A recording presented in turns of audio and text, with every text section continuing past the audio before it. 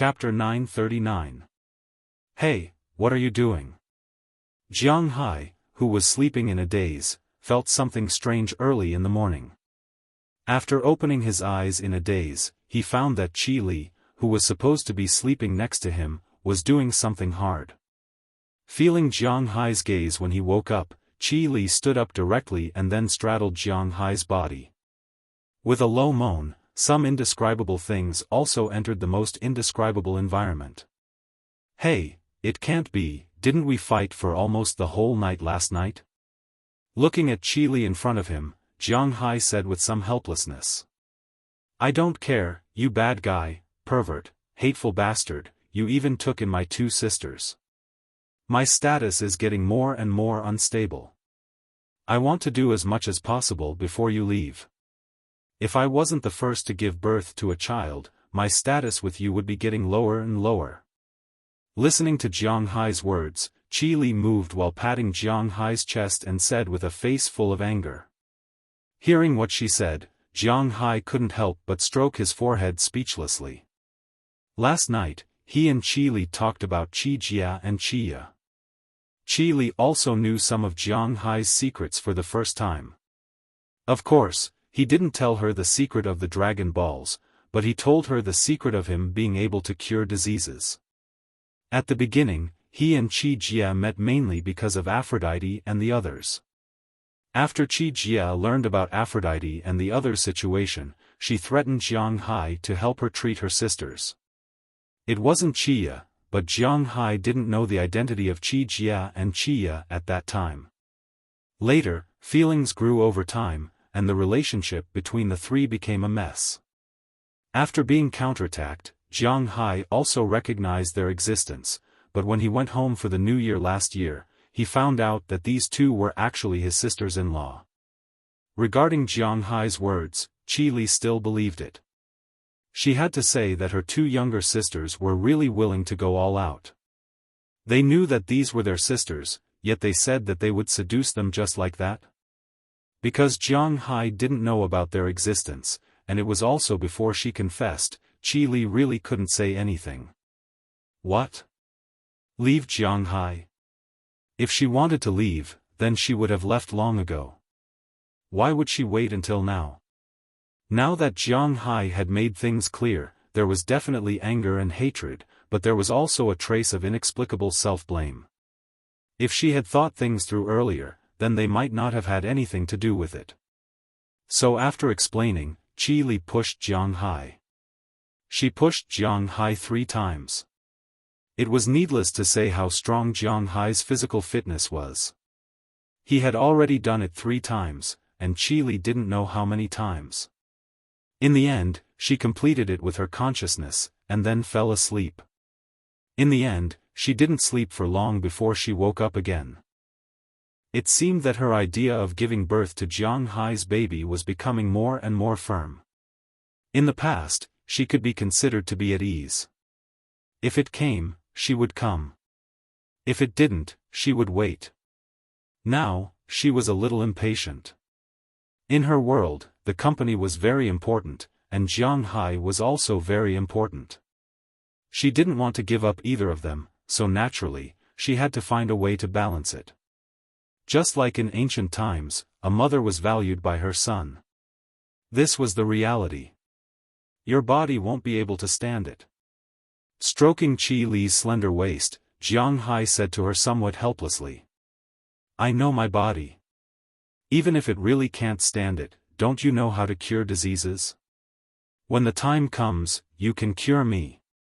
Hearing Jiang Hai's words, Qi Li also leaned down and said to Jiang Hai with a smile. Hearing her words, Jiang Hai also sighed helplessly. Sometimes she was so stubborn.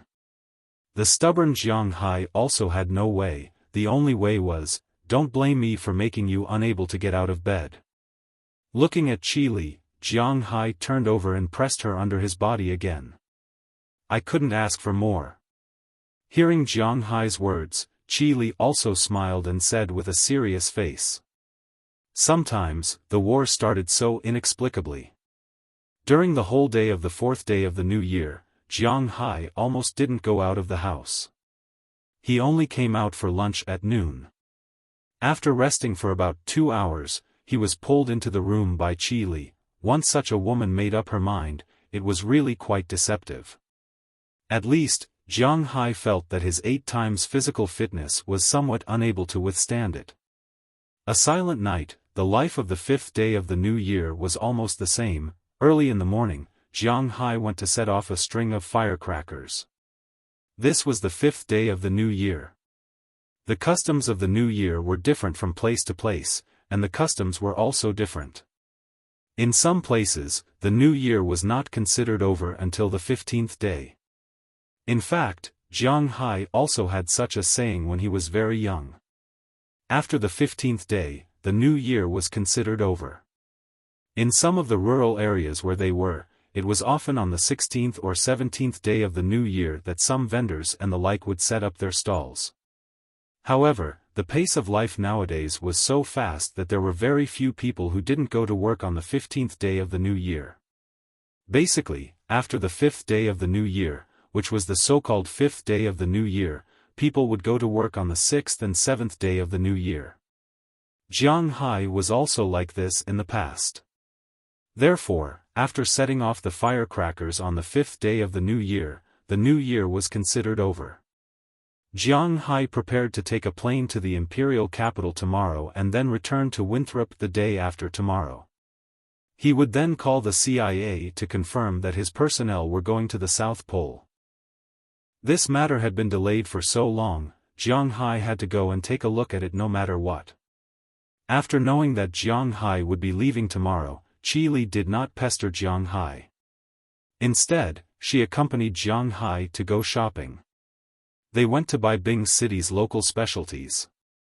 Red sausages, dried sausages, barbecued pork, etc. Jiang Hai would buy these things every time he came back. This was also one of his hobbies. After all, Winthrop did not have such flavors. On the evening of the 5th, Feng Yunchen returned. Qi Jia and Qia did not want Qi Li to know about their relationship with Jiang Hai. That was why they decided to leave later. But they did not know that Qi Li already knew about it. Ai Xiaosi had also sent a letter. She would take the train to the imperial capital tomorrow and meet up with Jiang Hai and the rest. They would take the plane the day after tomorrow. As for Qi Li, she was going to stay at home for a while. She still had to go back and teach Qi Jia and Qia a lesson. These two actually dared to seduce their brother-in-law behind her back. In her opinion, they should be punished. Time passed quickly. Of course, on the evening of the 5th day of the new year, Jiang Hai also belonged to Qi Li.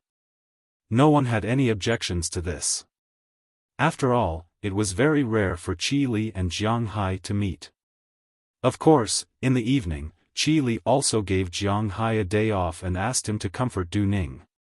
This time, it was Du Ning who accompanied Qi Li. The next morning, in addition to Qi Li, Du Ning, and Qi Jia and Qia who stayed at home, Jiang Hai took a group of girls to the airport in the minibus he rented. When they arrived at the airport, there was nothing much to say. They changed their boarding passes and took the VIP channel. Even if it was just Bing City flying to the imperial capital, Jiang Hai still took the first-class cabin. After arriving at the imperial capital, they found a good hotel to stay in. In the afternoon, Ai Xiaosi came. This time, not only did she come alone, but she also brought the crab sauce made by her mother for Jiang Hai. Jiang Hai could only laugh at this. But this was also a good start, wasn't it? At least, the mothers of these girls seemed to like him very much. When Jiang Hai was preparing to return to Winthrop tomorrow, Qi Li also returned to her home. Of course, she came with a mission. Qi Jia and Qia were directly tortured by her. They also knew that their plan had been exposed. While they secretly scolded Jiang Hai for not keeping his mouth shut, they could only sign a lot of humiliating contracts. Naturally, it was not a problem to cede territory and pay compensation. Originally, Qi Jia had always been dissatisfied with Qi Li because they were only half-blood related. But now, she had to succumb to Qi Li's abuse of power. At least before she got pregnant with Qi Li, she had no ability to resist Qi Li. In this regard, Qiya was originally afraid of this big sister, and now, she was even more afraid. She could actually guess that they were related to Jiang Hai just because of an anklet. This big sister was really terrifying. However, although the three sisters made a big fuss, they did not alarm the old lady. For them, it was not that Jiang Hai could not be divided equally, but they were more restrained by their identities as sisters. Now that there was a leader, things were not so troublesome. Jiang Hai did not know how Qi Li would deal with her two sisters. He only knew that after sleeping in the capital, he got on a plane the next day and returned to the United States. As usual, he first went to New York, then returned to Winthrop. After more than 10 hours of flight, the plane also landed at the New York airport. As soon as Jiang Hai landed, the CIB called. They knew Jiang Hai's surveillance like the back of their hand. Jiang Hai did not care about this. If they wanted to monitor him, they could monitor him. He did not care about letting these people know where he went. Because sometimes, it was safer to let them know than not. Just like in the ancient Wuxia, the emperor often liked to give some ministers servants or beauties. Did you really think that those people were just servants and women? They also carried heavy responsibilities. And these ministers would be very happy to have such a person in their house, because this would let the emperor feel at ease and know that they had no intention of rebelling. Everyone had shortcomings, greed, lust, and desire for power. These shortcomings could be tolerated by those in power, but he had to know what these threats were for. Although Jiang Hai was not a minister, letting these people in the United States know what he was doing was also a reassuring move. Of course, they could only monitor him. If they dared to cross the line, then Jiang Hai was not to be trifled with. Chapter 940. Mr. Jiang, hello, do you still remember me? The phone was picked up, and a familiar voice sounded from the other side of the phone. Last time, this person spoke in English, but this time, he spoke in Chinese, although there was a strong smell of plastic. Louis Cazada, if I remember correctly. Hearing his words, Jiang Hai said indifferently. Hearing that Jiang Hai still remembered him, Louis Cazada also smiled. Mr. Jiang, I learned Chinese especially for you. How are you? Are you having fun in Wuxia? After hearing Jiang Hai's words, Louis Cazada also smiled and said, but these guys really know how to be familiar with each other. They talk like old friends, but fortunately, Jiang Hai also knows that this guy is not a good person. It's okay, I don't know why Mr. Cazada is calling me this time. So Jiang Hai answered him indifferently. Hearing that Jiang Hai did not fall for his trick, Louis Cazada did not feel embarrassed. As an employee like him, it is not the first time that he has been slapped in the face by his target. His skin is extremely thick. Hearing that Jiang Hai did not give him any face, he did not care and continued to ask Jiang Hai, well, we recently agreed to go to Antarctica. Do you still want to go? Of course, but I just came back today, so I haven't decided where to go yet. Hearing his words, Jiang Hai also said seriously. In March, after the flowers bloomed in the warm spring, Jiang Hai will start to get busy. Although Jiang Hai started to buy seaweed seeds and fish fry after he started selling fish last year, the quantity was not too large. In March, Jiang Hai will buy the largest quantity of fish. Unlike the average American, Americans didn't like to raise fish because it would increase the cost of doing so.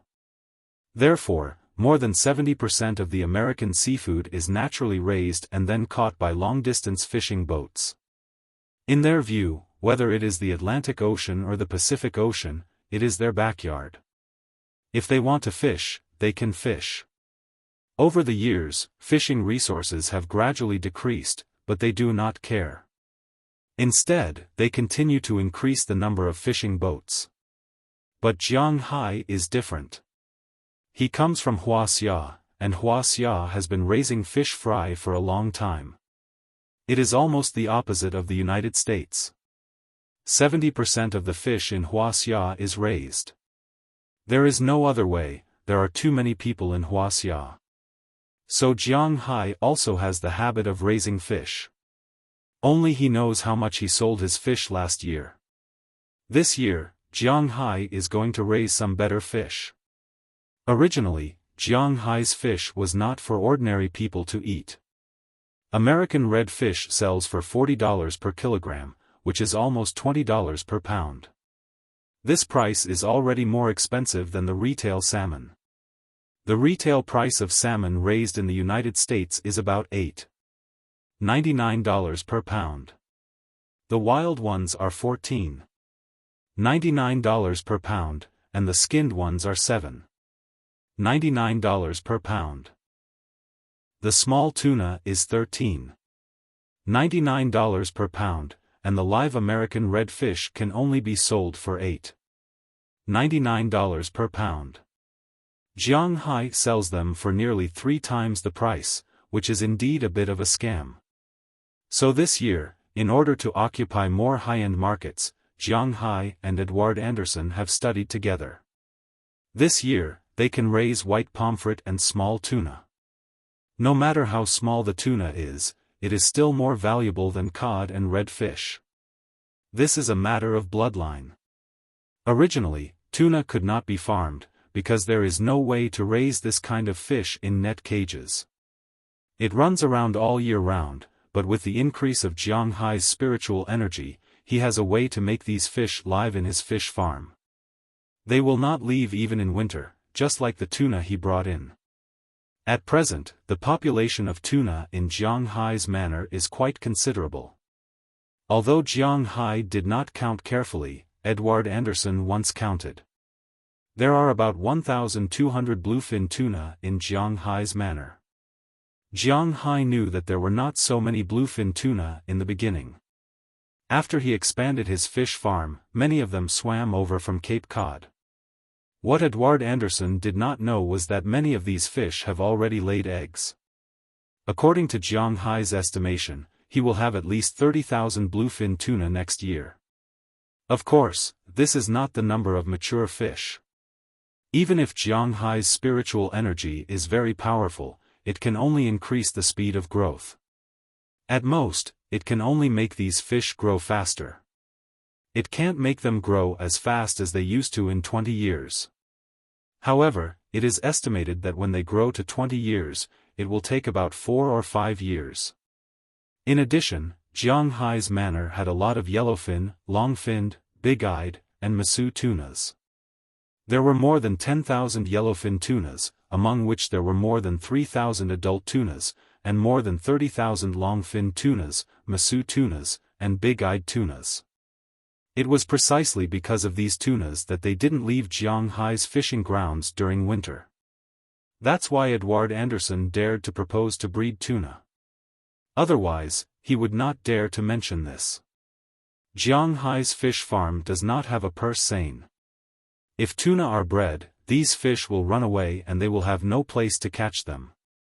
Of course, at first, they will only breed small tuna. They are not prepared to breed bluefin, yellowfin, masu, big-eye, longfin, etc. Instead, they will breed a small tuna first, that is, bonito. In addition, Jiang Hai is also preparing to breed white pomfrets next year. White pomfrets are actually found in China, the Atlantic Ocean, and the Pacific Ocean. They are divided into freshwater white pomfrets and saltwater white pomfrets. Jiang Hai is raising saltwater white pomfrets. This kind of fish, whether domestically or abroad, is actually not cheap. In the United States, a frozen white pomfret sells for $13.99. According to Jiang Hai's black-hearted mentality, it is normal for this fish to sell for $50 per kilogram. As for bonito, he and Edward Anderson set the price at $80 per kilogram. Breeding more valuable fish and taking a more high-end route is Jiang Hai's intention. Since you are still planning to go, then in the next few days, you may have to think about it. Do you want to go with us, or do you want to go by yourself, and we will meet at the border? Hearing Jiang Hai say that he will definitely go, Louis Quezada also said seriously. Let me hear what you have in mind first. Hearing Louis Quezada's words, Jiang Hai also asked him. We currently have two ways to go to the South Pole. One is Tierra del Fuego in Argentina, and the other is Cape Horn in Chile. Of course, if you want to take a boat directly from Mexico, you can also go there. It mainly depends on your schedule. Hearing Jiang Hai's words, Louis Quezada also smiled and said. Hearing what he said, Jiang Hai looked at Azalina. He is not too involved in these things. These things are mainly for Azalina to study. Tierra del Fuego. Seeing Jiang Hai looking at her, Azalina also nodded and said seriously. In fact, if they want to do their own research, they will also have to go through Tierra del Fuego, mainly because the political situation in Argentina is more stable, and the relationship between Argentina and the United States is better. The South American countries have always been the backyard of the United States. In South America, Cuba was the only country that was not on good terms with the United States. This country was also a nationalistic country, similar to Soviet Russia and China. However, due to the division between Soviet Russia and China, some countries in South America started to have other ideas. Among them, Brazil's biggest importer was China, but they were more inclined towards the Western world. However, the Western world did not only refer to the United States. Other than that, there were some countries that were more or less ambiguous. They had made it clear that they were the underlings of the United States. There were only two countries in South America, Puerto Rico and Argentina. Compared to going to Chile, Tierra del Fuego in Argentina is naturally more worthy of Jiang Hai and the others with U.S. visas. Tierra del Fuego. Hearing Azalina's words, Jiang Hai also said to Louis Quezada. Okay, I will arrange a ship in Tierra del Fuego. If you need anything, you can find me at any time. Hearing that Jiang Hai has confirmed the route, Louis Quezada also smiled and hung up the phone. The next step is to study the itinerary. Since we have confirmed Tierra del Fuego, we also have to study how to get there, and who will be going. After hanging up the phone, Jiang Hai looked at Azalina and asked her. He must go this time, but who will be going? This needs to be considered. This time, Qi Jia will definitely not go. After all, the U.S. military will be among the people who will go. And it is impossible for his home to be unguarded. Plus, there will be people to protect Zhengjin, so the number of people may be somewhat insufficient. This time, Rallis Carter will stay behind to protect Zhengjin. Beliak, Valentina, and Ale Sarah will be guarding the house. You, me, Wallace Shelley, Galina Vasilkaya, Belle Lester, and Knerson Peters will go together. Oh, yes, Little Huang and Xiao Bai will also go. Hearing Jiang Hai's words, Azalina explained the list they had prepared. Since Jiang Hai confirmed that he will go to Antarctica, Azalina and the others have been studying who will go and who will stay at home. Because there will be people from the CIB this time, they have to be careful, so the people who will go are all experts. In addition, this time they are going to Antarctica, unlike the last time when they were just going to find a cave, so they need someone to carry their things, luggage, and logistics. They can't rely on the CIB people. Therefore, Knerson Peters, Jiang Hai's bodyguard in name, also played a role. As for Belle Lester, it is inevitable that there will be a sniper in this team. Listening to Azalina's arrangement, Jiang Hai also nodded. Everyone has their own specialties. Jiang Hai does not understand these things very well, so he will let someone who does. Chapter 941. Boss, you're back. After leaving New York's airport, Jiang Hai came to the parking lot. At this time, Edward Anderson and Robbins Garcia were waiting there. They naturally came to pick up Jiang Hai and the others. Because Jiang Hai and the others came back with more people, they specially rented a minibus. Jiang Hai was also thinking about whether to buy a luxury bus in the manor in the future. After all, there were more and more people in his manor. Thank you for your hard work. Did anything happen recently? Jiang Hai came over and patted the two on the shoulder and asked them with a smile. It's only been a few days. What can happen? We are all veterans. We are very familiar with these things. Hearing Jiang Hai's words, Robbins Garcia and Edouard Anderson also laughed and said, We'll talk about it when we get back. I may not stay long this time and will leave again. This time, I will be gone for almost a month. Hearing their words, Jiang Hai said as he walked to the car.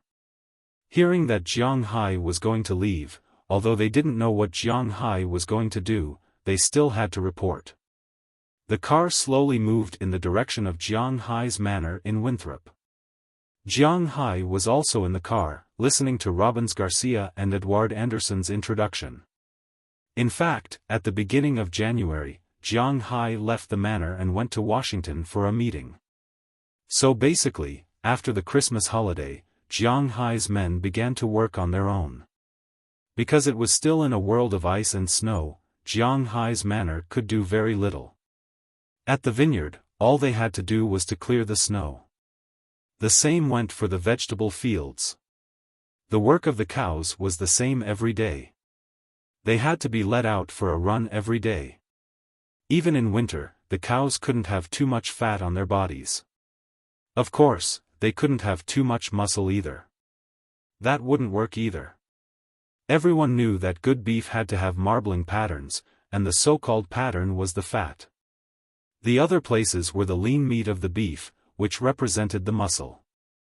Therefore, when raising cattle, especially good cattle, completely lean meat was not enough, and it was also not enough to let the cattle have fatty meat. It must have a certain proportion of fatty meat, and then let the lean meat wrap around the fatty meat. Only then could the beef be sold at a high price. Of course, there were some places, such as tendons and sirloin, where there was only lean meat and fat, and there was no way. It was like training the brain into muscle. It was unscientific, and no one could do anything about it. Robbins Garcia and the others were considered old cowboys, so they were very good at this. With Jiang Hai's high annual salary, they naturally wouldn't waste their time. They would let the cattle out every day and let them run for a period of time.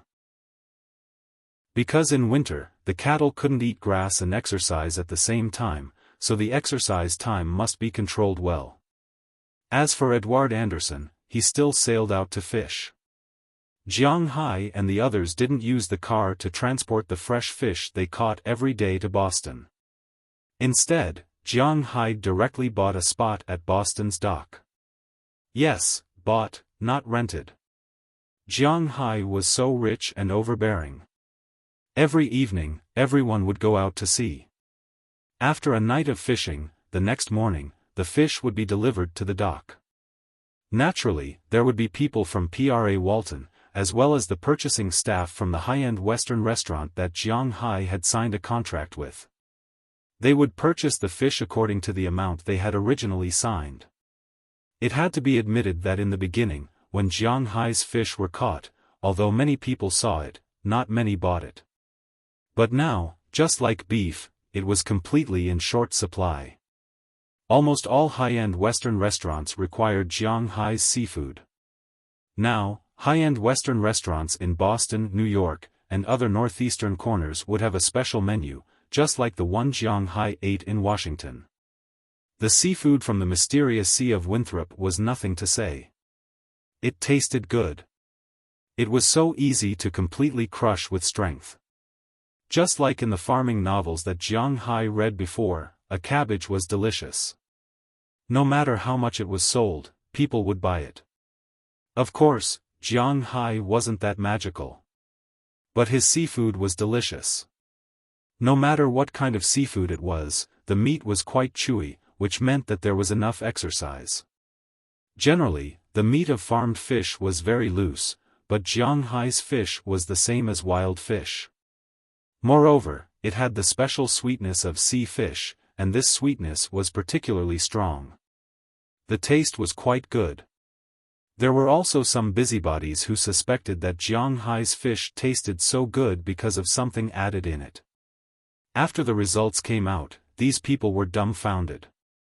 Not only did Jiang Hai's fish have no problems, but the content of elements that were beneficial to the human body was also far more than other sea fish. Of course, in the eyes of some people, even if there was no problem, it was still a problem, but more people could accept it. People can't make everyone like them. Jiang Hai was also such a person. Therefore, he never tried to please anyone. No matter what people said, he would still sell it. If you have the guts, then don't buy it. That's how he did it. Of course, in addition to the fish and beef, Jiang Hai's sheep, pigs, and the like settled down in Jiang Hai's manner with these animals. Whether it was eating or drinking, these creatures had undergone some changes due to the abundance of spiritual energy. At least in terms of meat quality, it was much better than when they first arrived. Jiang Hai's German donkey, Nanjing yellow chicken, Jiangxiang pig, Ujimkin sheep, etc. The current taste can be said to be quite overbearing. Not to mention in the United States, even in China, you can't eat such delicious food. Jiang Hai was most willing to eat donkey meat. After sauce, it was sliced and eaten, the taste was really good. Mutton was basically eaten in the pot. Chicken and pigs were not important. There were many things that could be cooked. Boss, do you still remember the fry you brought from Wuxia?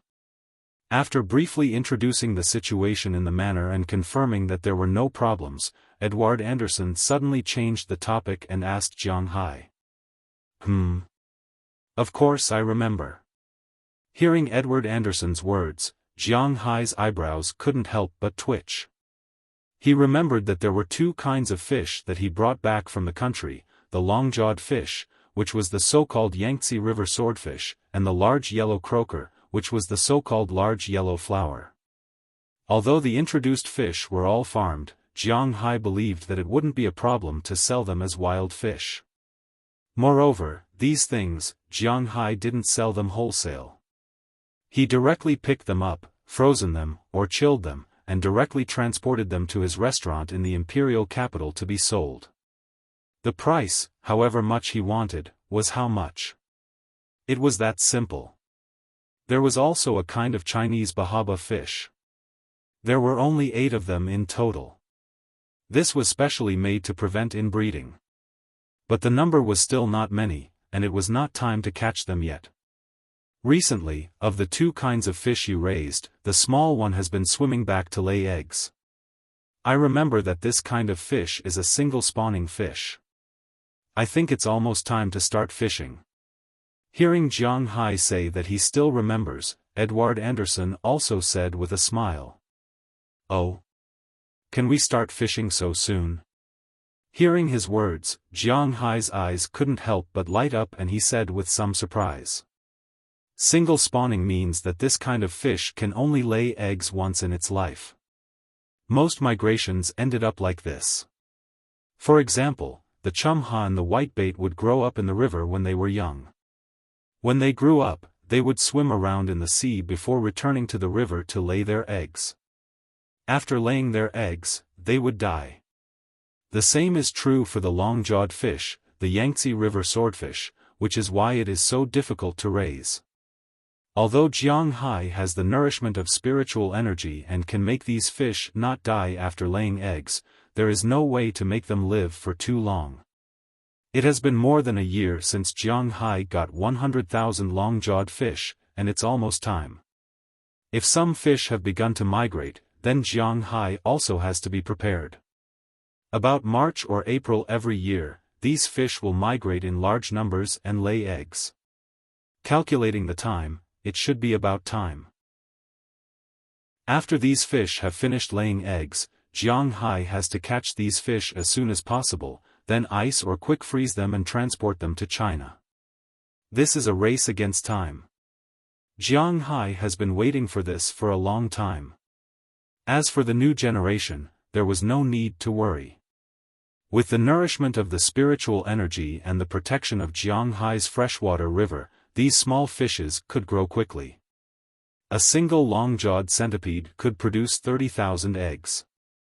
According to Jiang Hai's conservative estimate, with the spiritual energy in his own intentional range, out of 100,000 long-jawed centipedes, at least 10,000, and at most 30,000 would be able to produce eggs. If one centipede produced 30,000 eggs, then only 1/3 would be able to mature. That was to say, Jiang Hai would have at least 100 million long-jawed centipedes by next year. Considering the price of the fish in China, it isn't excessive for Jiang Hai to sell it for $800 per catty, is it? In a restaurant, it isn't excessive for $1,000 per catty, is it? Let's take Jiang Hai's three tails as an example. How much is 100 million? 24 billion. And it's still US dollars. Of course, it can't be calculated like this. The reason why this thing is valuable is because it is valuable in small quantities. Jiang Hai entering the domestic market in such a large quantity will definitely have an impact. Naturally, Jiang Hai is also included in this calculation. Even if it is sold at half the price, it is still $12 billion. No matter how much it was discounted, it would still be $6 billion, or $3 billion. What is really valuable? This is it. $100 per catty, equivalent to about 600 yuan, is still worth 3 billion. Of course, that is for next year, or even the year after. For now, even if Jiang Hai can get 80,000 of the 100,000 long-jawed fish, it is guaranteed to be 24,000 catties, which is nearly $20 million. Jiang Hai is a little poor recently, so he won't be soft-hearted about this money. Everything will be done after I come back from Antarctica. Thinking of the wealth that will come, Jiang Hai narrowed his eyes. Chapter 942. After returning to Winthrop, Jiang Hai didn't stay at home for long as it was still covered in ice and snow. To be exact, he was in a rush. So, when he returned to Winthrop, he had a small meeting at home. He made some arrangements for the operation of the manor when he was not around for a while. After everything was settled, Jiang Hai found Belle Lester and Connerson Peters and told them that he wanted them to accompany him. Naturally, there was no problem with the two of them. Connerson Peters could leave at any time, but Belle Lester, Jiang Hai gave him a 3-day leave. He would leave after his leave was over. At the same time, Jiang Hai and the rest had to prepare the equipment for the trip to Antarctica. Yes, Jiang Hai had to prepare the equipment himself. You could not expect the CIA to prepare the equipment for Jiang Hai. The first thing they needed was something to keep them warm. Although Jiang Hai was born in Bing City and now lived in Winthrop, anyone who had been to Antarctica would know that it was not on the same level. Not to mention Antarctica, even the North Pole could not withstand it. As the coldest place in the world, the southern district was divided into two areas, the coastal area and the inland area. During the warm season in the coastal area, the average temperature was around 0 degrees Celsius to -20 degrees Celsius. The average temperature in the inland area was -35 degrees Celsius to -20 degrees Celsius. That is to say, it was -20 degrees Celsius during the day and -35 degrees Celsius at night. In fact, it was still acceptable. That was why they could go there during the warm season. During the cold season, the coastal area was -30 degrees Celsius to -5 degrees Celsius, and the inland area was -70 degrees Celsius to -40 degrees Celsius. This was the reason why even the most advanced technology in the world could not stay outdoors in Antarctica for a long time. Of course, there was another more important reason. In fact, the warm season in Antarctica lasted for 5 months. It started in November and ended in March of the following year. A total of 5 months. But why could they only go to Antarctica in January and February every year? It was because of the wind there. There were hurricanes in Antarctica all the time. There were 300 days of gale days, and there were only 2 months where the wind was not that strong. Of course, the gale days mentioned here were different from the gale days in the normal sense. In normal times, the so-called gale days were only force 5 or force 6 winds. But in the South Pole, there were no force 5 or force 6 winds at all.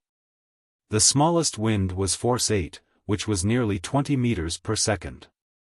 It was only during these 2 months that the wind was level 8. Apart from these 2 months, the wind was level 10 and above. At its strongest, it could even reach 100 meters per second. It was impossible to calculate what level the wind was at. When Jiang Hai was in school, the most powerful wind he knew was level 12. But in fact, above level 12, there were levels 13, 14, 15, 16, and 17. The highest level of wind defined by humans was level 17, with a wind speed of more than 61.3 meters per second. Obviously, between 61 and 100, there was still a long way to go. Therefore, even if it was summer in Antarctica, Jiang Hai still had to take good measures to protect himself from the cold. Level 8 wind, coupled with a temperature of minus 30 degrees Celsius, just thinking about it made him feel so excited. Secondly, there was the problem of weapons. Ordinary weapons were naturally useless in Antarctica. When the wind blew, snowflakes would float. If snow entered the gun, it would instantly freeze the things inside. It would be useless even if it was oiled. So, in Antarctica, it was necessary to use sealed guns made of special materials. Although the power would be much lower, at least it could be used. Of course, regular weapons were still prepared. After all, some places were not so cold. Thirdly, there were problems related to orientation. There were no landmarks in Antarctica, and compasses were not very useful. Just satellite positioning and so on, you had to pray that the satellite was watching you. So, identifying directions in Antarctica was also very important. Of course, there were many other things, but at present, these were the most important. Jiang Hai had to solve these things while Belle was resting. Azalina was responsible for getting the guns, Wallace Shelley was responsible for orientation, and Jiang Hai had to buy clothes and so on. Keeping warm is extremely important in Antarctica. Fortunately, there is nothing in this world that can't be done with money, especially when it comes to clothes. Jiang Hai easily bought the world's best winter clothes through the American Express Company. This winter clothes was jointly developed by Wuxia and Soviet Russia. Jiang Hai did not know what high-tech material was used, but it could release the sweat inside and keep the inside dry. At the same time, the wind and cold from outside could not enter at all. Wuxia and Soviet Russia's Antarctic scientific research stations used it. In addition to thin clothes made in the United States and a sweater inside, it was enough to withstand the Antarctic weather. People like Jiang Hai, who lived in the north, knew very well. In cold weather, it was useless to wear too many layers because too many layers were too thick. In fact, it was not warm because your body heat could not be transmitted to that distance. Therefore, people often wore extra layers, but it was still very cold because the outer layer of clothes could not keep you warm. You should wear warm clothes inside and then wear a down jacket or mink fur outside. That would be quite warm. Therefore, Jiang Hai only bought such clothes. He bought a total of 8 sets, himself, Azalina, Wallace Shelley, Galina Vasilkaya, Belle Lester, and Connors Peterson. A total of 6 people, 1 set each. There were also 2 spare sets, one for men and one for women. He also bought special vests for Goldie and Xiao Bai. These 2 dogs would also play an important role in the future. After his clothes were delivered, he chartered a plane and prepared to fly directly to the capital of Argentina, Buenos Aires. Therefore, although Jiang Hai was responsible for a lot of things, in fact, he was the fastest to finish the battle. In 2 days, Jiang Hai was already done. On the morning of the third day, Wallace Shelley walked out of the room with some positioning equipment. This was considered to have solved the third problem. At night, Azalina came back with a box of weapons. These weapons were all made of rubber. Of course, they could be made of other things, but Jiang Hai did not recognize them. However, they felt very rubbery to the touch. Jiang Hai tested them. The power of the weapons was only about half of the original. The pistols could only shoot 30 meters away, and the rifles had an effective range of less than 100 meters. However, this was not easy. Bell had his own sniper rifle. He had said this before he left, so Jiang Hai did not have to worry about it. Azalina was also happy to do so.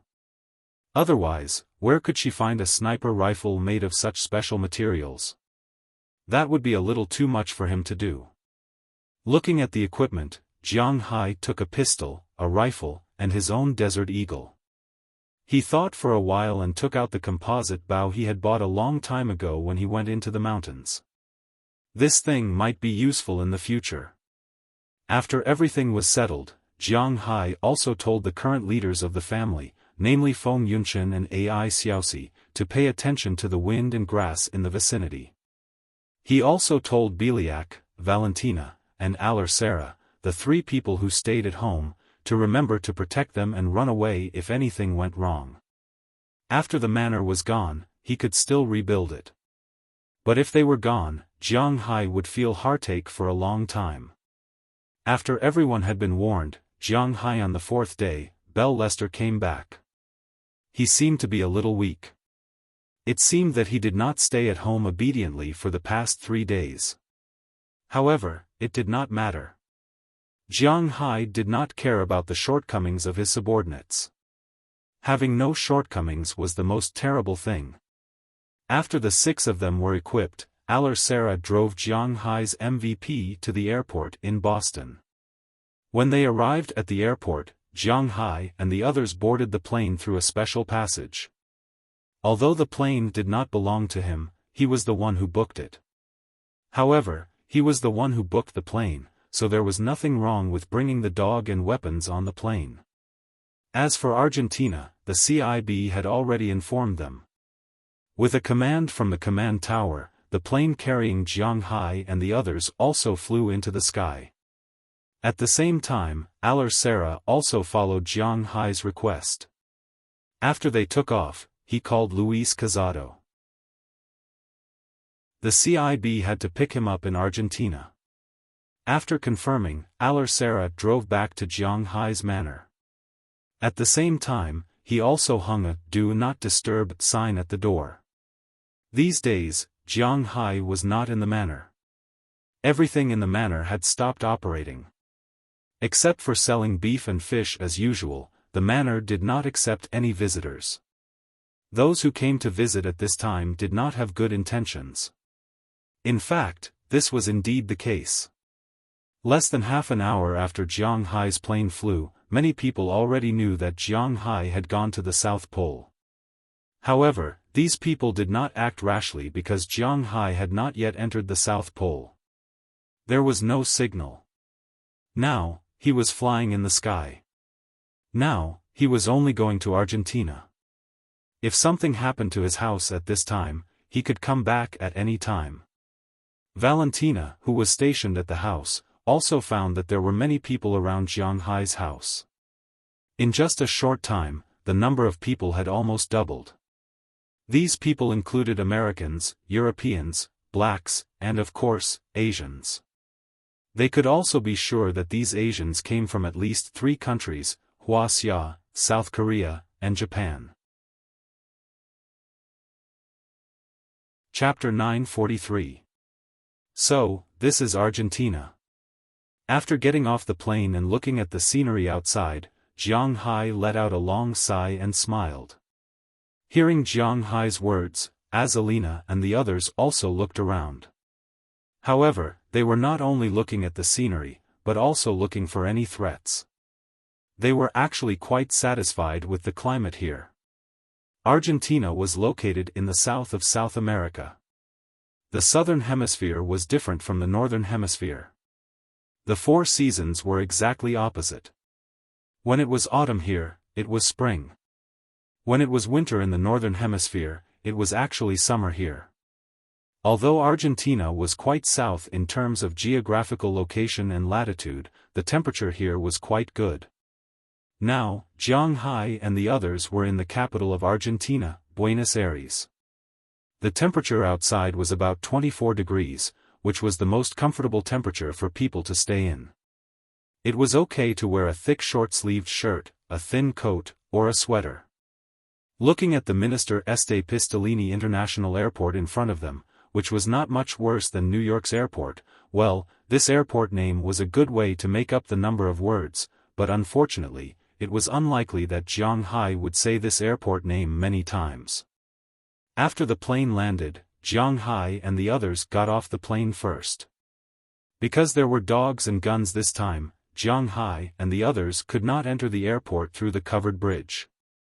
They had to be led by someone, and these people had already arrived after they got off the plane. Mr. Jiang, it must have been a long journey. My name is Jittered Maud, and I belong to the Central Intelligence Agency of the CIA. I'm here to pick you up. Mr. Kazada has already prepared the hotel and dinner. After Jiang Hai and the others got off the plane, a small airport car drove over not far away. There was a young woman in the car. After the car stopped in front of Jiang Hai and the others, the young woman walked down and smiled at Jiang Hai. "Oh, hello, I thought Kazada would be waiting for us here." "Forget it, let's go." While talking, Jiang Hai looked at the woman. This woman looked to be in her 20s. She should be Caucasian. She had well-defined facial features, dark brown hair, and a height of about 1.75 meters. She was wearing a woman's suit, and some indescribable parts were extraordinarily bulging. She was also wearing glasses on her face. What kind of glasses lady is she? She is really selling. It had to be admitted that American agents were also very violent, but unfortunately, Jiang Hai did not buy it. After hearing the woman's words, Jiang Hai and the others also took out their things. Looking at Jiang Hai's things and the 2 dogs, the woman named Jittered Maud naturally knew something. With a wave of her hand, 2 airport cars in the distance had already been driven over. After placing their things, Jiang Hai and the others also got in the car and went outside. Using a special passage, Jiang Hai and the others got out of Ethiopia. Well, let's not talk about the airport's name, anyway, they got out of the airport. Outside the airport, there were already 2 cars waiting for a long time. One of them was a luxurious minibus, which was for Jiang Hai's dogs and subordinates. The other was a Lincoln limousine, which was for Jiang Hai. After putting their things away, Jiang Hai and Azalina got in the Lincoln limousine. As for the others, they sat in the minibus. After everyone was seated, Jittered Maud also said something into the headset, and the car slowly started. After leaving the airport, Jittered Maud also introduced the situation of Argentina to Jiang Hai. As everyone knew, in Argentina, samba and football were the 2 most important things. However, not many people knew that they were an agricultural country. In the world, Argentina's beef breeding might be second only to the United States and Wuxia, and even some countries in Europe were far behind.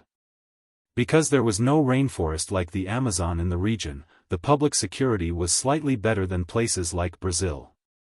The political system was a federal republic, which was somewhat similar to the United States. The full name of the United States was the United Kingdom of America, and each state was an independent entity. In Argentina, the situation was somewhat similar, but not completely the same as the United States. Argentina was a presidential federal republic made up of 23 provinces and the federal capital. It was the 3rd largest economy in Latin America. The first was Brazil, the second was Mexico, and the third was Argentina. Buenos Aires also played a very important role in South America and Argentina. Unlike some big countries, the capital was not necessarily the largest or the best city. For example, in the United States, the best was New York, followed by Los Angeles, and Washington, D.C., was not on the list.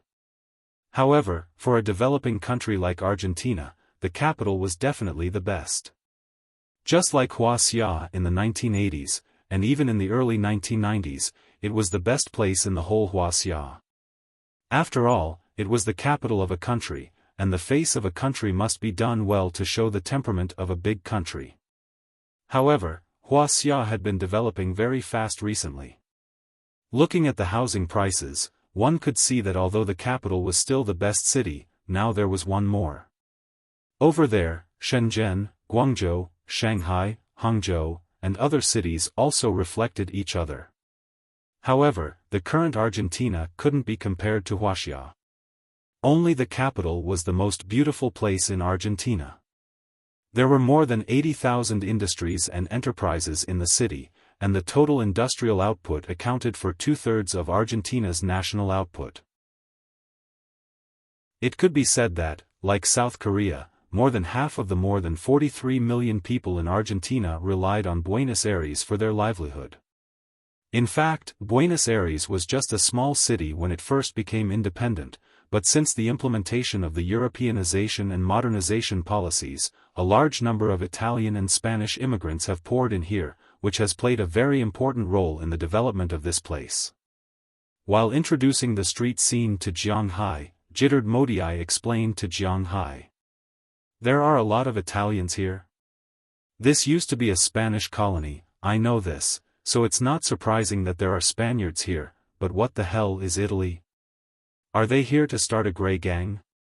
Hearing Jittered Maud's words, Jianghai asked with some doubts, then laughed. Indeed, Italy left a lot of symbols and business cards in this world. For example, Rome, the Vatican, the Mafia, the Soccer World Cup, the fashion capital of Milan, and their army was very useless. Ahem, this was also something that Jianghai thought of when he thought of Hitler.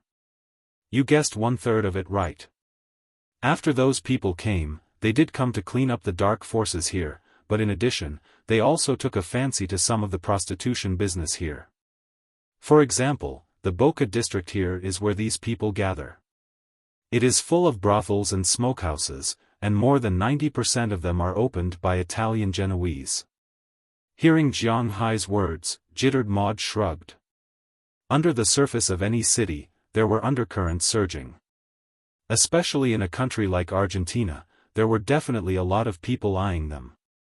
Some dark forces were not something that Argentina could deal with. In South America, the main situation was like this, which was a bit ironic. There were many special organizations, not just organizations, but also some countries behind them, so Argentina could not afford to offend them at all. These organizations did not leave their areas, which was a tacit understanding between the two sides. The CIA had a lot of influence in the United States, so in Argentina, which was close to the United States, it was naturally very important. Some patrolling police cars even took the initiative to make way for Jianghai and the others on the road. If you are not in a hurry to leave, you can have fun here for a few days. There are still many interesting places in Buenos Aires. The operas and ballets in the Teatro Colombo are very interesting. The San Martin advertisement commemorates the Independence War here. There is also the obelisk, the 9th of July Street, which is currently the widest street in the world, with a width of 140 meters. It is also named in honor of Argentina's independence on July 9, 1810. There is also the Congress Building and the Congress Square.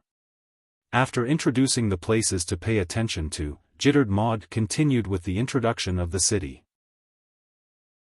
There is also the Tango Street, the Plaza de Mayo, the Rose Palace.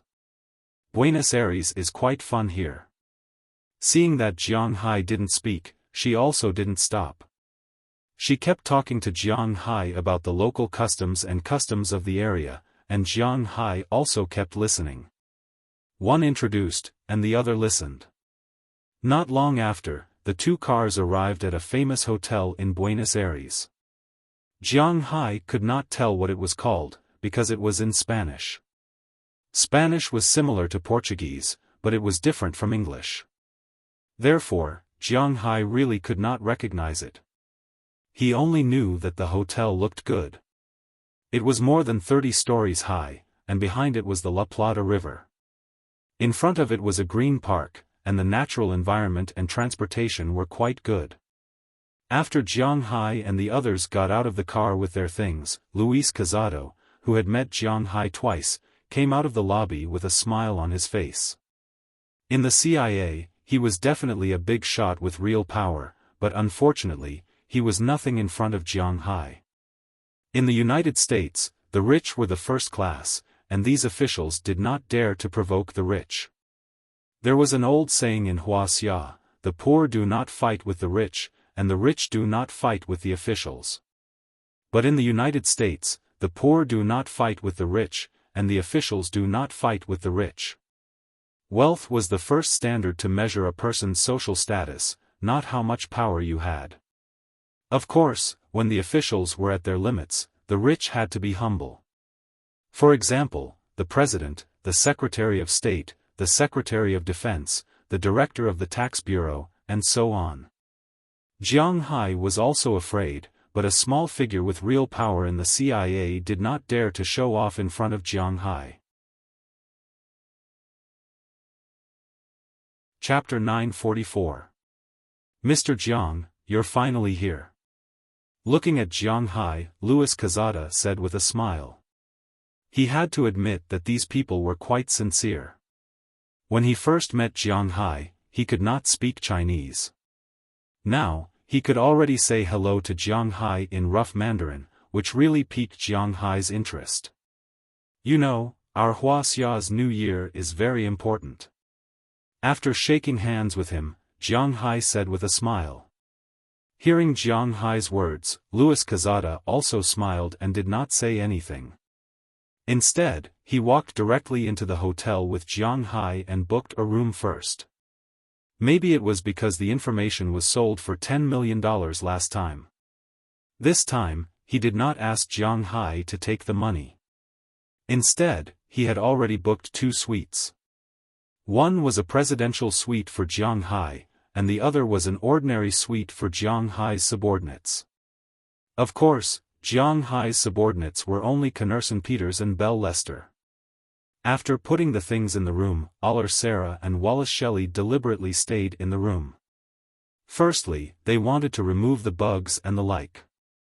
Secondly, they wanted to keep an eye on these things. They didn't feel at ease leaving the room empty.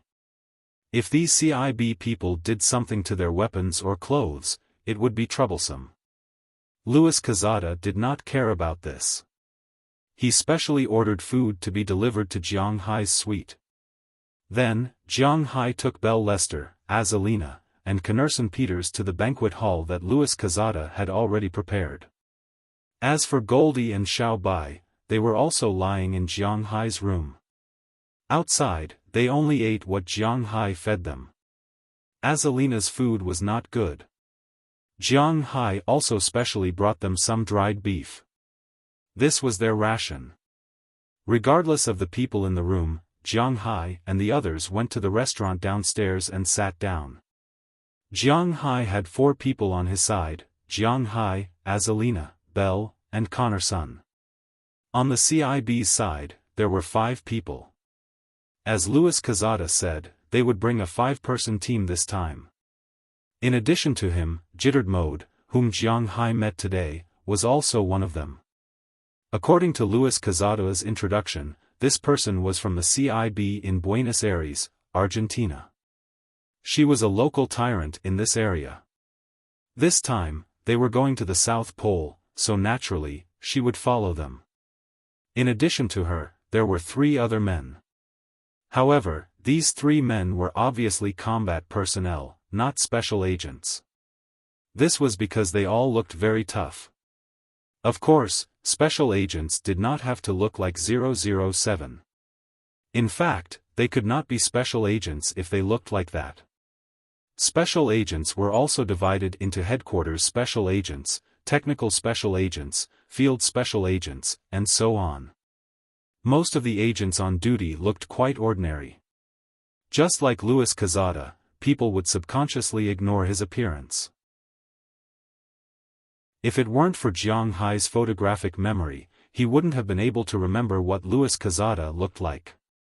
As for jittered mode, because she was in the public relations department, it did not matter if she looked beautiful. As for these three people, they were purely assassins. Their main role was to fight. They were basically selected from Special Forces or the Delta Force. Their combat effectiveness was quite strong. According to Louis Quezada, among the three of them, one of them was a bearded man named Habakkuk Hall, who was mainly responsible for the ambush. Another one was named Keys Leslie, who was a sniper like Bell, and the last one was named Isaac Williams, a commando. Thus, a small team of the enemy was formed. Louis Quezada was the commander, but he was also a jack of all trades. He filled the other positions. As for the remaining four people, some were responsible for attacking, some were responsible for scouting, and some were responsible for sniping. Needless to say, jittered mode was responsible for intelligence and positioning. It was the same as Jiang Hai's team, which was China's Liz Shelley. After everyone introduced themselves, they sat down in a clear and distinct manner. Not long after, the dishes he ordered were all brought to the table. Argentina was a famous beef producer in the world, so the dishes here were basically all meat. Of course, the beef here was also very cheap. Therefore, the people in Argentina were different from the people in Brazil. Although the GDP in Brazil was high, it was easy to be chaotic. Therefore, if one went to the streets to look, most people were thin. On the other hand, the people in Argentina were very fat. Compared to Maradona, one would know what the people here looked like. Meat burritos, beef tenderloin ribs, South American barbecue. There were more than a dozen dishes, all of which were basically meat. There was only one vegetarian dish, a vegetable salad, and that was all. However, for Jiang Hai, being able to eat meat was a very happy thing. Therefore, when the dishes were served, he did not stand on ceremony. He directly sat there and began to eat with a knife in his left hand and a fork in his right hand. Looking at Jiang Hai eating, Quezada and the others did not care. They just continued eating. No one there dared to stop Jiang Hai. It was not popular for foreigners to talk about things while eating, so Jiang Hai ate very happily, and no one interrupted him. When he was almost done eating, he drank a glass of fruit wine to accompany the meal. He also felt very good. "Mr. Jiang, you've eaten dinner. Do you want to go out for a walk?" Seeing Jiang Hai place his knife and fork horizontally on his plate, Louis Quezada smiled and asked him, "Where do you want to go?" After placing the knife and fork, Jiang Hai also looked at him with some doubts. There was a reason why he placed the knife and fork in this way. In fact, Western food was very particular about placing the knife and fork. The knife and fork were placed in the middle of the plate, but they were like the character, not touching each other. This meant that one was tired from eating and wanted to take a break. If the knife and fork were placed in the middle of the plate in the shape of a cross, this was basically what the person who ordered the set would do. This meant that they had already ordered and were waiting for the next dish. If the knife and fork were placed in the middle of the plate in the shape of a pair of chopsticks, it meant that they had finished eating and could be cleaned up. If the knife and fork were placed in the shape of a triangle, it meant that they had received a good review. If the knife and fork were placed together in the shape of a triangle, it meant that they had received a bad review. Basically, no waiter would come over to ask for a tip because they were not happy eating. When Jiang Hai first came, he did not understand, but now he basically understood. Tonight's dishes were all meat, and Jiang Hai liked it very much. He belonged to the type of person who would feel uncomfortable if he did not eat meat for a meal. If there was a lot of meat for him to eat, then he would eat very happily, at least that was the case for now. I don't know how long Mr. Jiang will be staying here. It's up to you to decide when we'll leave. When he heard Jiang Hai's words, Louis Quezada smiled and said to Jiang Hai. Indeed, they came here to accompany Jiang Hai to have fun. After thinking for a while, Jiang Hai said to Louis Quezada, then let's leave the day after tomorrow. Let's take a break. If he had nothing to do, it would not matter if he stayed here to have fun. However, now that he had something to do, Jiang Hai still missed it in his heart. If he really wanted to have fun, it would not matter if he stayed here for a few more days after he came back. He had to hurry up when he left.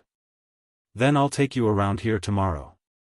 Tonight, we can go to the Boca district to have some fun. When he heard Jiang Hai say that they would leave the day after tomorrow, Louis Quezada also said with a smile. He had to admit that this guy was a qualified politician. He always had a smile on his face and gave Jiang Hai some advice. Boca district? Didn't you say that we can't go there?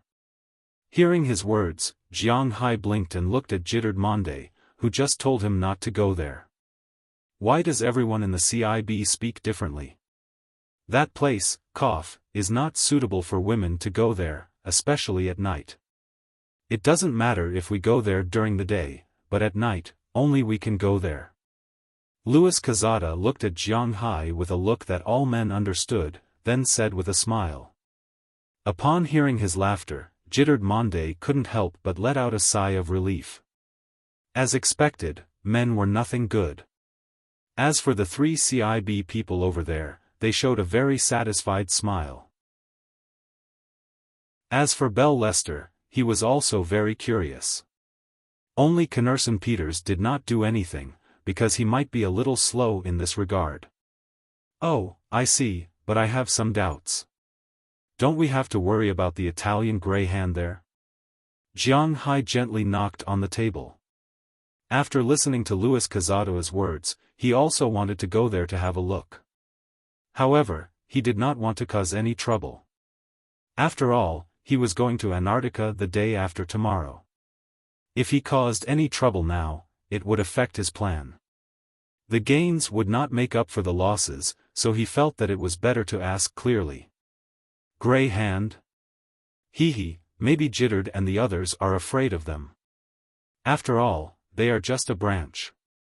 But with me and you here, it would be strange if those grey hands dared to jump around. Those Italian grey hands, to put it bluntly, were just some organized grey hands. Even if these people were given 100 guts, they would not dare to compete with the CIB, which represented the dignity of the United States. It was good enough that the CIB did not come to trouble these people. How dare they come to trouble them? As a person with real power, Louis Quezada was not to be trifled with. Okay, then let's go and have a look. Since it was determined that there would be no danger, Jiang Hai also raised his eyebrows and said. Hearing Jiang Hai say that they could go, the others naturally did not care. After Azalina rolled her eyes at Jiang Hai, she went back to her room. That kind of place was not something she could go to. It would be quite boring for her to go there, and it would be easy to cause trouble. Therefore, he decided to let Jiang Hai and the others play. With Louis Quezada there shouldn't be any problems. Chapter 945. The Boca district, or Boca as it was known locally, was the old port and neighborhood of Buenos Aires. The most famous three places were Tango Street, Bar and Coffee Street, and Boca Juniors, an Argentinian football club established in 1905. Yes, most people who watched football matches knew about this team. It was a strong team in South America. After Jiang Hai and the others had eaten, they drove 2 MPVs to the district. As soon as they walked in, the first thing they saw were the colorful houses. To be honest, it was very difficult to see such colorful houses. If they came in the day, they would probably look even better. Louis Cazard also explained to Jiang Hai the reason why this place had become like this. In the beginning, this area was actually prepared for dock workers and sailors. Most of the workers came from Spain, Italy, and other countries. This could be seen from the European-style houses they built. In the beginning, in order to save money, the ship had to be painted. The paint couldn't be allowed to fall off and expose the metal inside. Otherwise, it would be corroded by the seawater. Therefore, no matter if the ship was used or not, it had to be painted every few months to make it usable. This was especially true in the early 20th century. However, things like paint had to be bought. It was impossible to buy all of it. Therefore, the dockworkers and sailors would bring the leftover paint back home and paint it on their houses and streets. Gradually, the houses here became colorful. There were blue, pink, green, red, yellow, and even other colors. There were all kinds of colors. If it was daytime, the shops here would be open.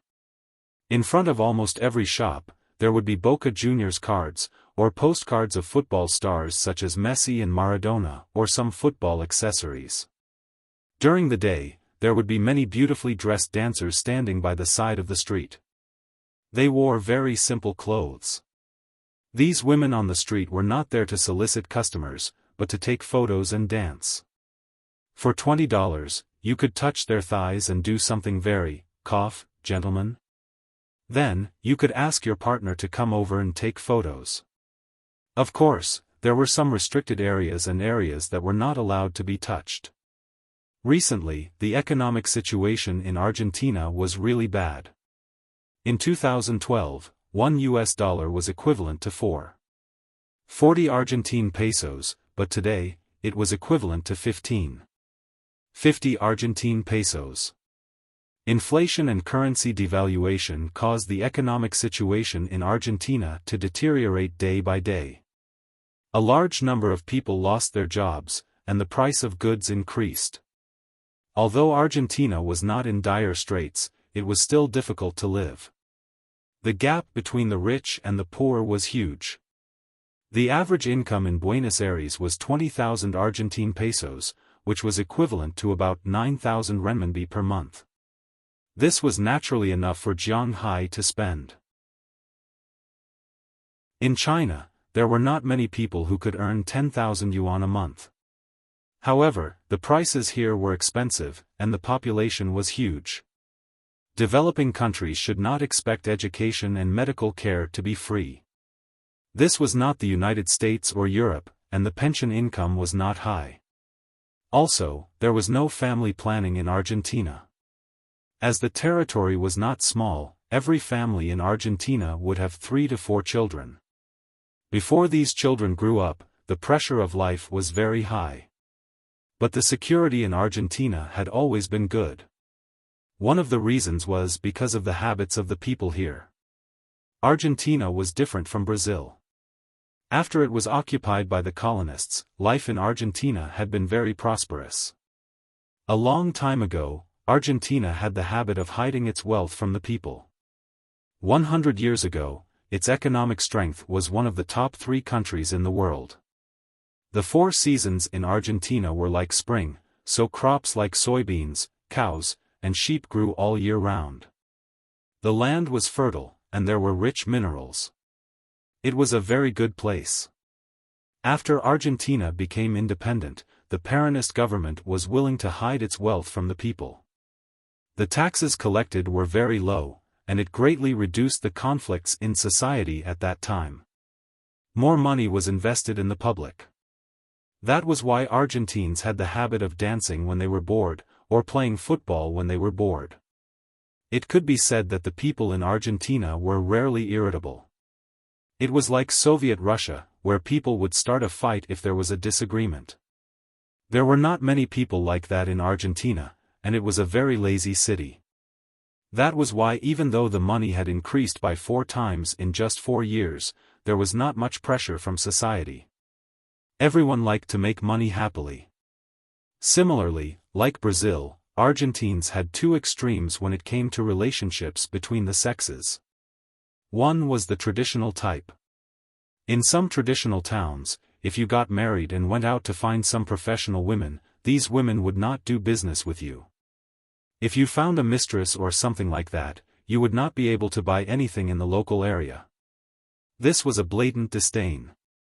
However, in some untraditional places, some professions were especially developed. A few days ago, there was a very popular news. A father sold his 12-year-old daughter to a place with a special profession. In the end, the court ruled that the sale was valid because the guardian sold the daughter. This was the reality.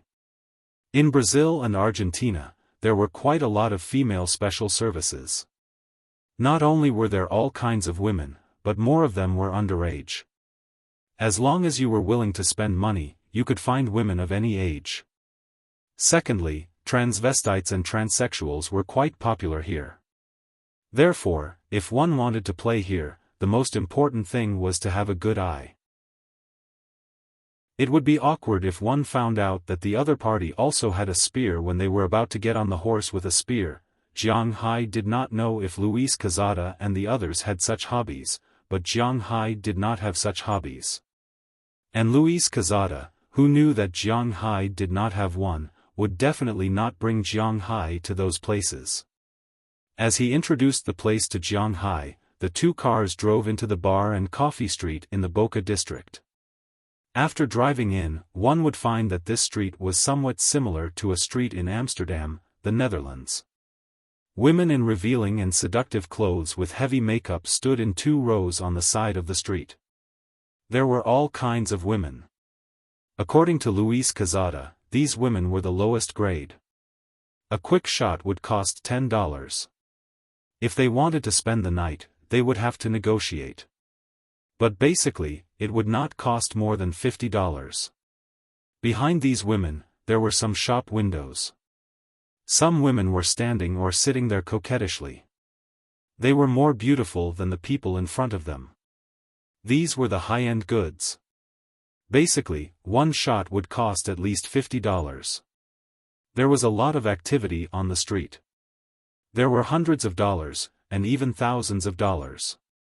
As they listened to Luis Quezada's introduction, Belle Lester and the 3 CIB members kept looking outside.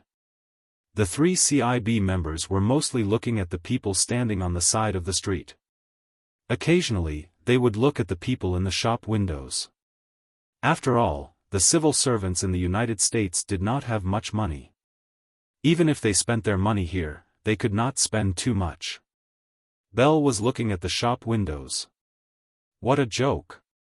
Jiang Hai gave him more than $1 million a year. Other than giving some money to his parents, he did not have a wife or children. He had played in Winthrop and Boston for a few $100s. Now that he was here, how could he treat himself badly? After knowing that he was going to come here, he had deliberately withdrawn $5,000 from the ATM before leaving. He was going to have a good time tonight. Because the Argentinian peso had been depreciating, dollars were more popular than their original money here. We're here. Just as the 4 men were looking around, Jiang Hai and the others arrived in front of a rather retro giant building. These giant European-style buildings were also the products of Argentina's sudden wealth. In any case, it looked magnificent. At least on the surface, it gave people the impression that it was a high-end place. At this time, there were many people waiting in line in front of the building. Jiang Hai had been to nightclubs before, so he naturally knew that this was the rule of nightclubs. However, this had nothing to do with Jiang Hai and the others. After parking the car, Luis Quezada did not wait in line. He walked directly in with Jiang Hai and the others. The people at the door were either greeted or knew who Luis Quezada was, so they did not dare to stop him. In this way, Luis Quezada led Jiang Hai's group of 3, along with his 3 subordinates. A group of 7 people walked into the bar. Originally, Jiang Hai didn't like nightclubs because they were too noisy. But after coming in, Jiang Hai had some doubts. Although this nightclub didn't seem to be small, there was no sound at this time. Instead, there were sounds of cursing. Did something happen? Jiang Hai looked at Luis Casado suspiciously. After seeing that he did not do anything, he slowly walked inside. Not long after, they walked into the hall. At this time, they saw that the layout of the hall was similar to that of an ordinary nightclub. There was a huge stage, and then a straight stage, which was a T-shaped stage. The people were divided into two parts. In the eyes of these people, in front of the stage, there is a huge TV. On it, there is a football game, and all the people here are not playing. They are just looking at the screen in front of them. No matter men or women, old or young, even the waiters here, even the strippers, all of them are holding a towel and shouting loudly. Seeing this fanatical scene, Jiang Hai can't help but curl his lips. Is this a nightclub for you to come here to watch the game? Are you kidding me?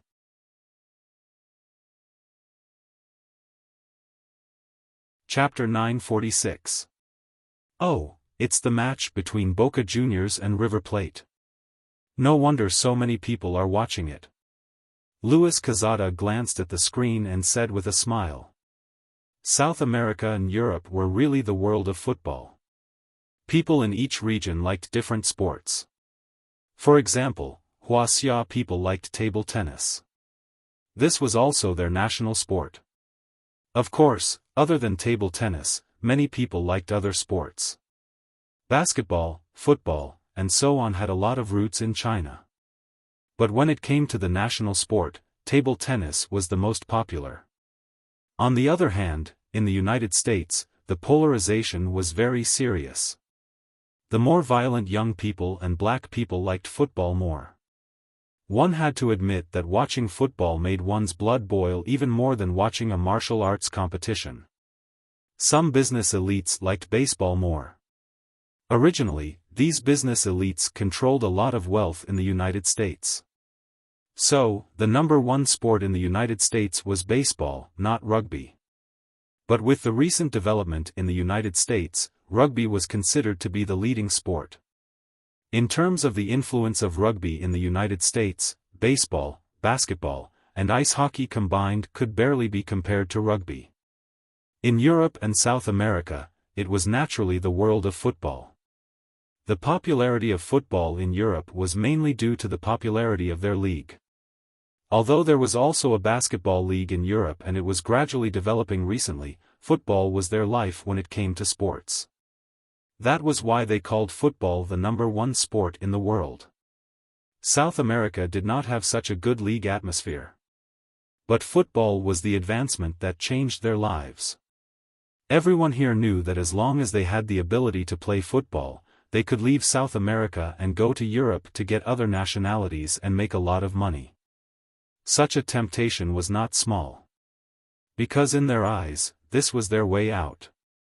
They were not willing to be ordinary, so they had to make achievements.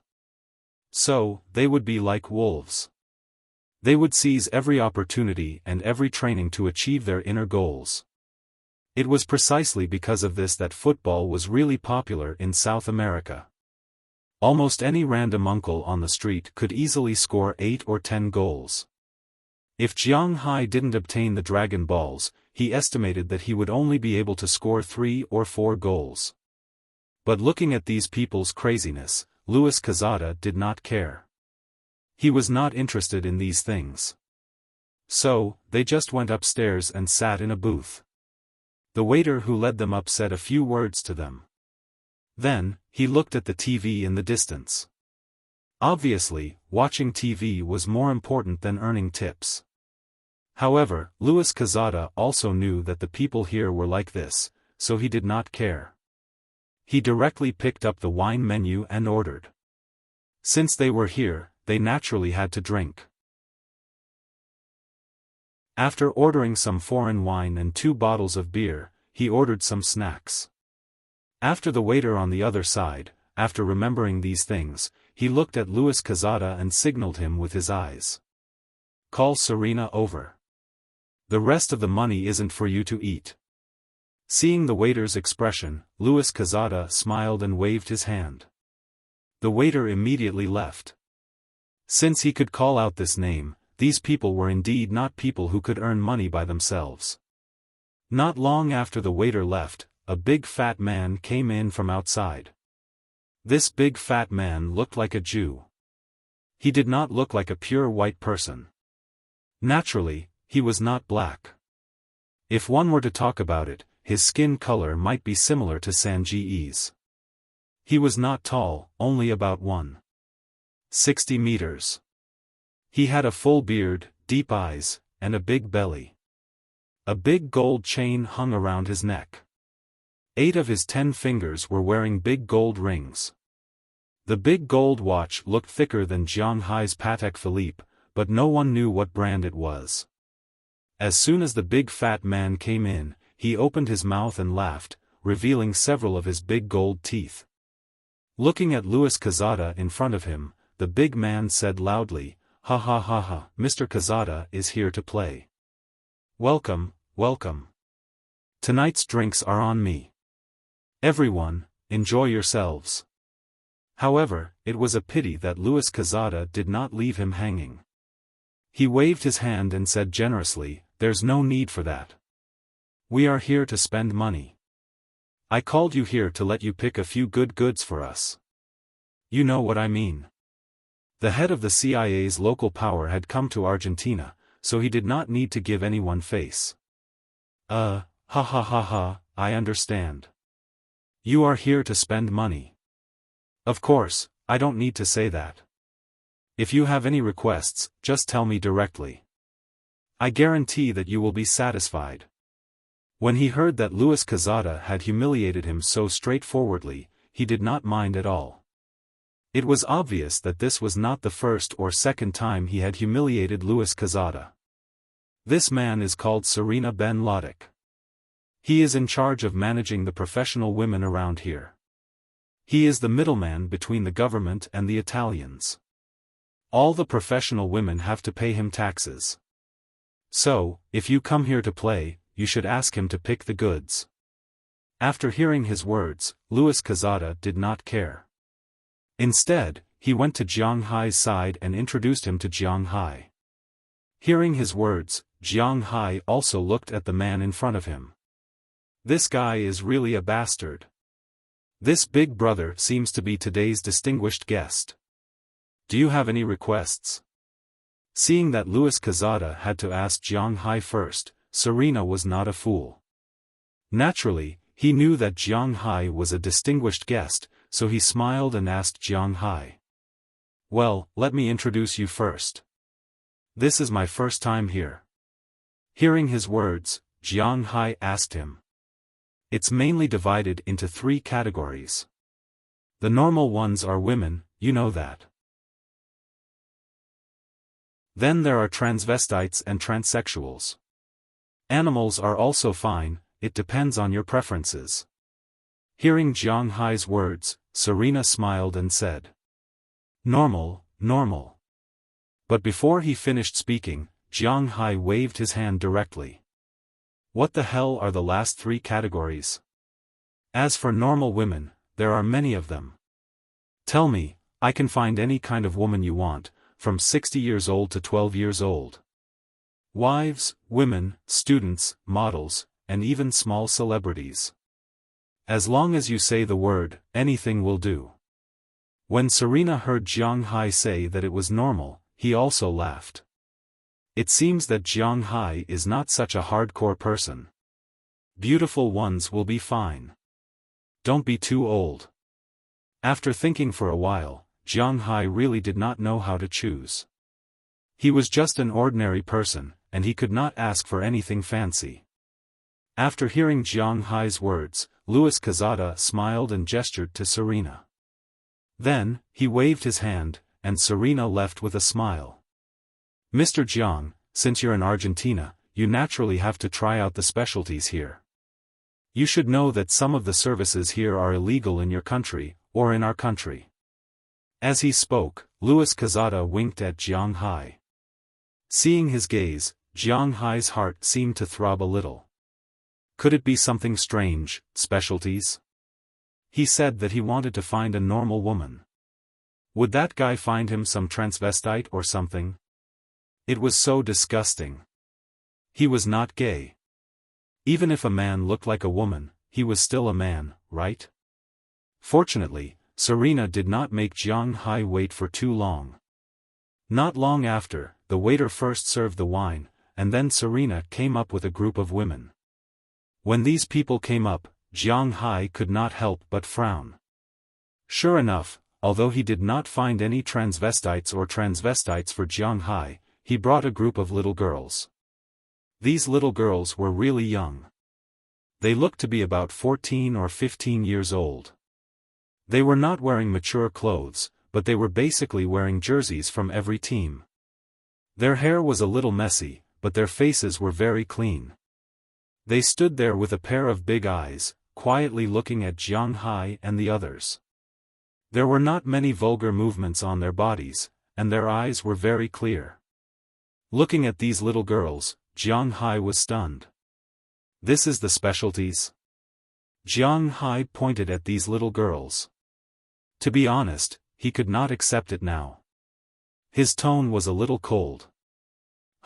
Sir, this is indeed a characteristic of Argentina, oh no, the entire South America. You also know that the gap between the rich and the poor here is quite big.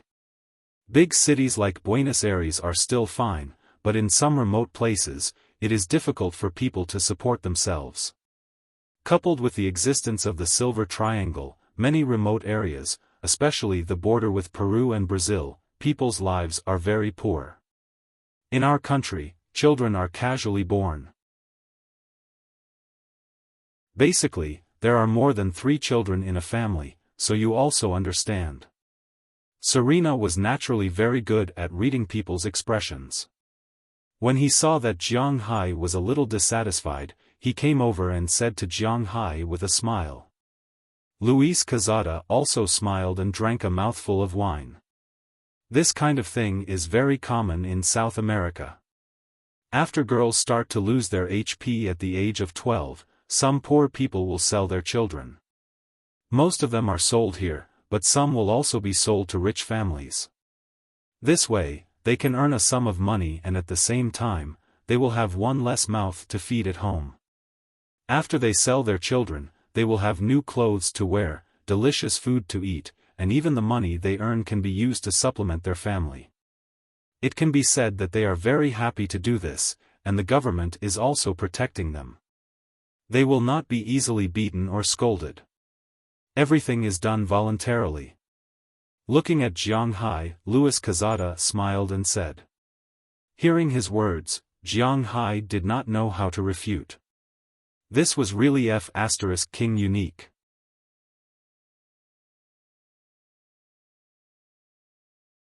Chapter 947.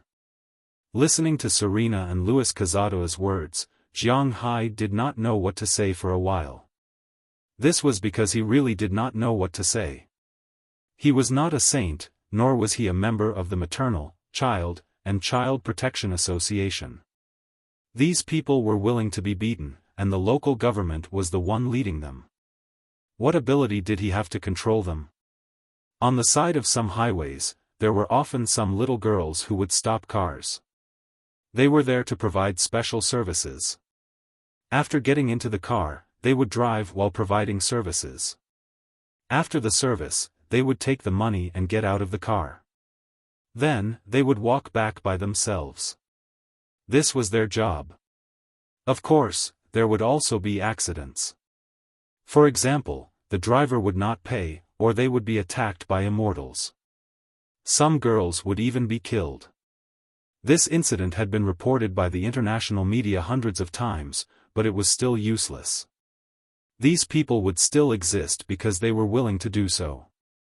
If they did not do so, they would starve to death or be beaten because they would not be able to contribute to their families. The government could not afford to adopt these people.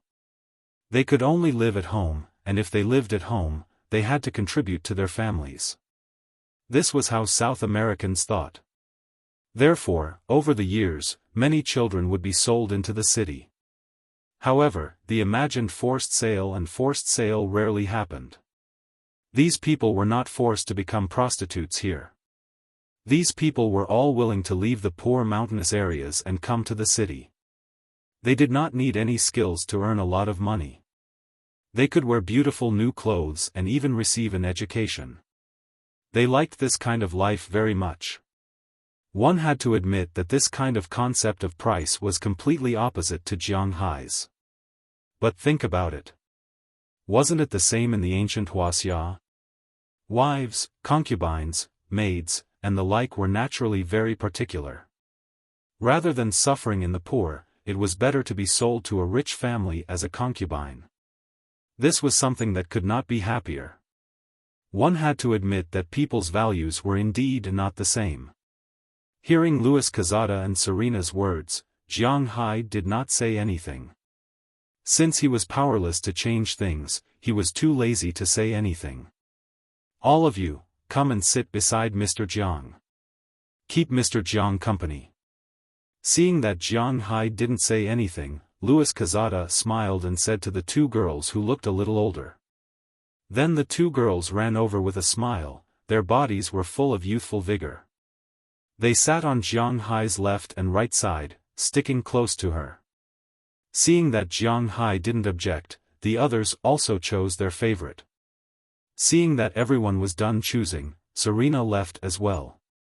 After he left, the atmosphere in the private room became more and more intense. Originally, Jiang Hai was drinking calmly, but the two girls didn't think so. "Sir, your hands are so big. Sir, your muscles are so hard." He didn't know if the little girls were born like this, or if they were used to this kind of life. Sitting beside Jiang Hai, it didn't take long for them to move their hands up and down, taking the initiative to rub their undeveloped parts against Jiang Hai's arm. Their hands also touched Jiang Hai's body, and even when Jiang Hai wasn't paying attention, they sneakily attacked a certain part of his body, making Jiang Hai confused. "Hey, how old are you now?" Looking at the two girls beside him, Jiang Hai asked somewhat speechlessly. "I am 15 years old this year." Hearing Jiang Hai's words, the girl on the left introduced in slightly stiff English. "I am also 15 years old this year." After the other girl organized her words, she also said to Jiang Hai. 15, the third day of the Lunar New Year. Hey, I can't do it. Don't you want to go to school? Don't you miss your parents?" Hearing their words, Jiang Hai sighed, and then asked with some doubts. According to Huaxia's law, 15 years old is to go to prison. We are going to school now. In Buenos Aires, there are many girls like us. It's like this all over the country, and others can't do anything about it.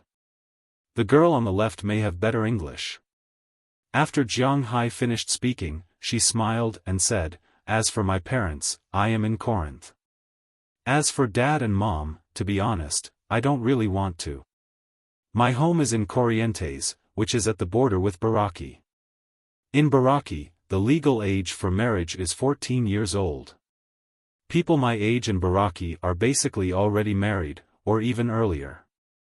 Fortunately, I'm in Argentina, but my family isn't very good either. I have a total of 4 brothers and sisters, including me, 5 people.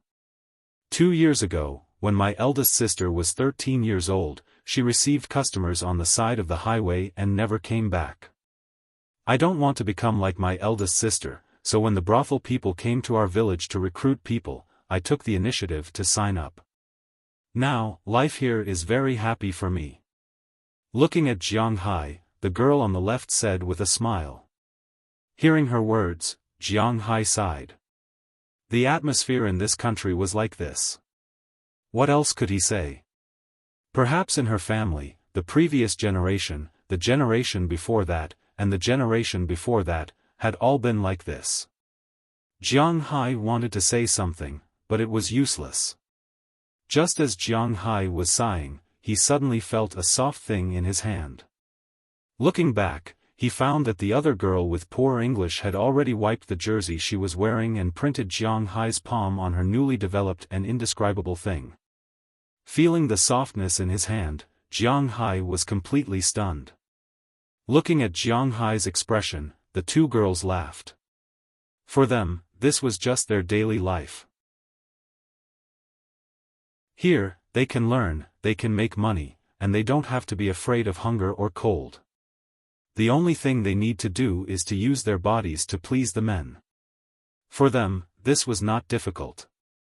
Looking at Jiang Hai's stunned expression, the girl with good English smiled and said, "Boss, let's go over there to take a shower."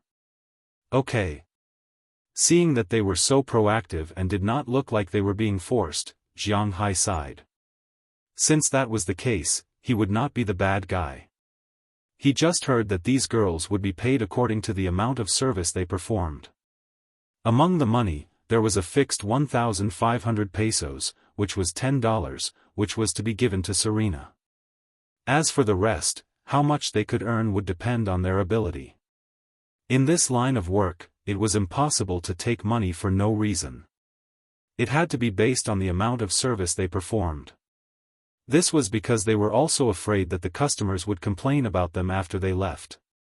If that happened, they would not be able to continue working here.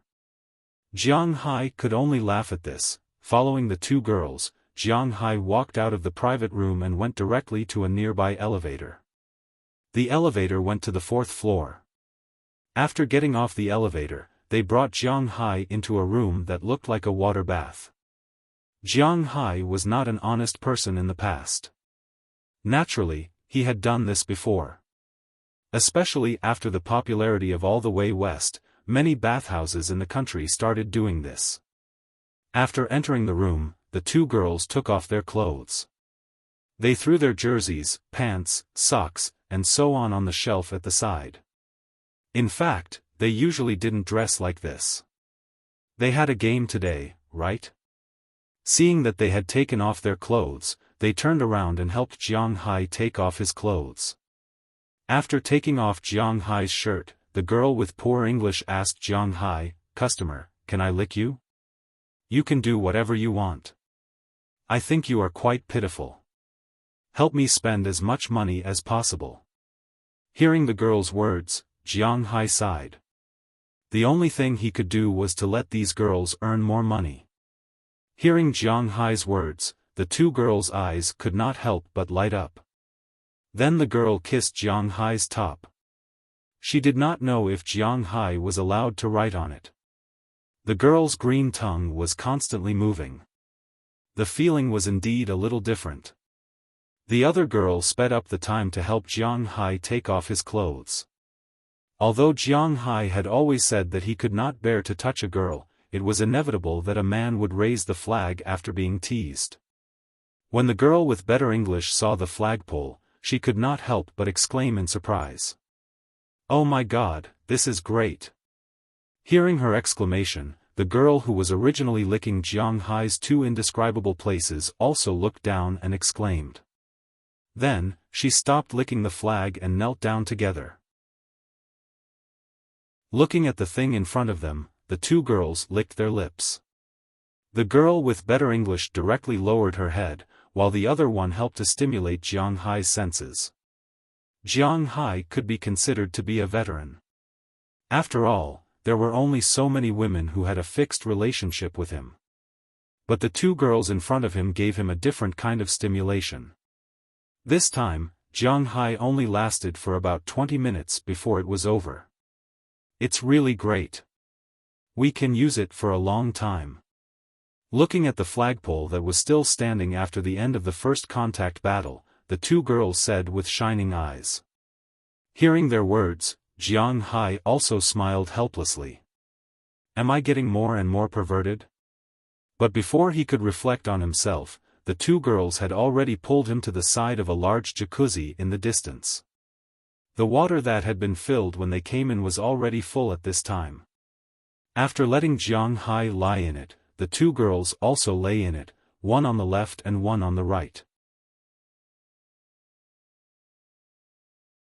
Chapter 948. Well, it's already this time.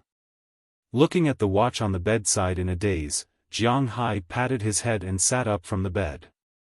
Looking at the two naked girls, one on the left and one on the right, still curled up on the bed, Jiang Hai's big hand couldn't help but gently pat their buttocks.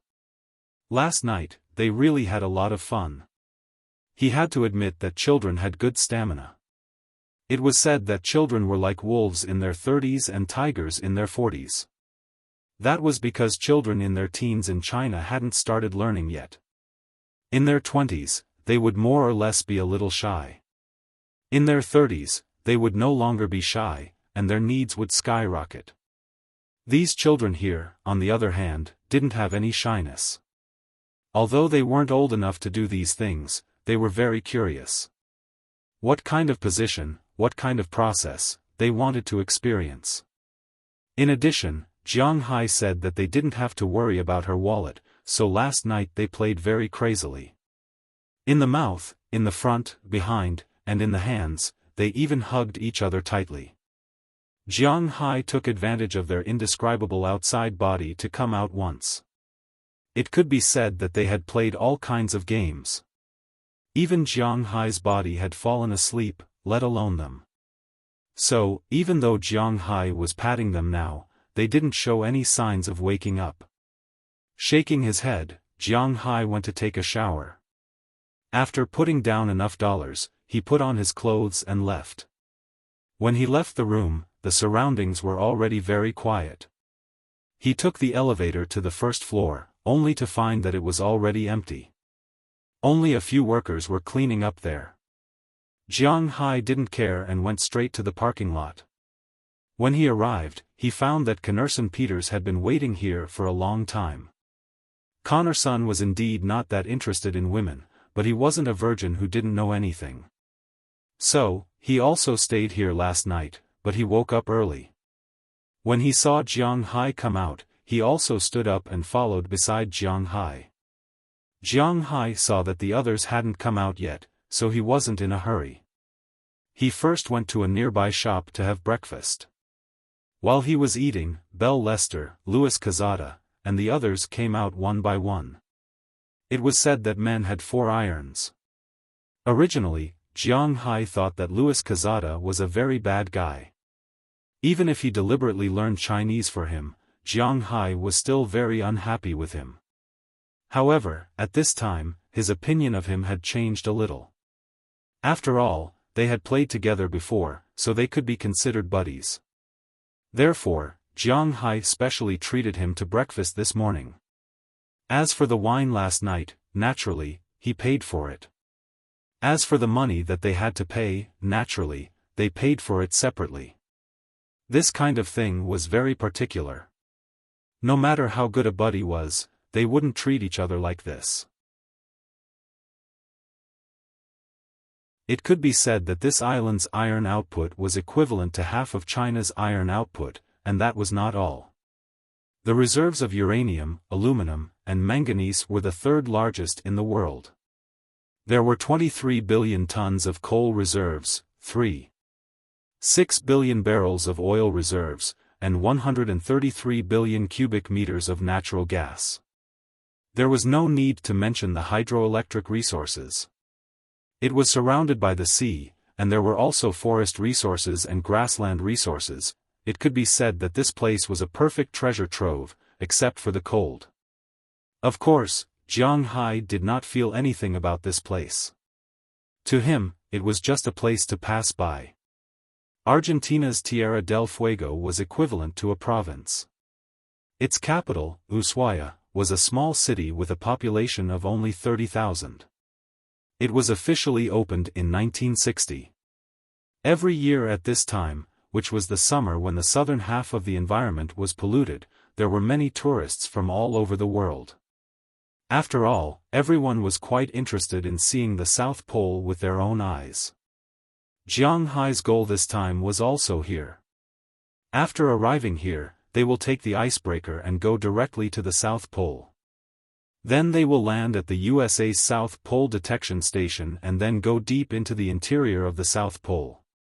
After getting off the plane in Tierra del Fuego, Jiang Hai felt that the climate here was completely different from that in Buenos Aires. This was because it was hotter than in Buenos Aires. It could not be helped. It was summer in the South Pole. After getting off the plane, they entered a relatively good hotel in Ushuaia. After all, this was an outpost in the South Pole, and people who could afford to go to the South Pole were basically not short of money. Therefore, the price of the room here was very good, and naturally, the supporting facilities were also very good. Jiang Hai and the others stayed there for the night. No one came to trouble Jiang Hai and the others, and Jiang Hai and the others did not go out to play. They just spent the night very calmly. Early the next morning, Luis Quezada had already arranged for an icebreaker. He took Jiang Hai and the others onto the ship. The icebreaker was not small, but its facilities were certainly not comparable to those of luxury cruise ships. Fortunately, Luis Quezada was quite capable. The ship was similar, and the cabin of the entire ship was divided into 3 parts. One part was for the sailors and the captain of the ship. There was also a large compartment with 3 rooms, which was prepared for the CIB people. Another large compartment also had 3 rooms, which was prepared for Jiang Hai and the others. After boarding the ship, after all, Jiang Hai also has his own fishing grounds, so his people didn't feel any discomfort.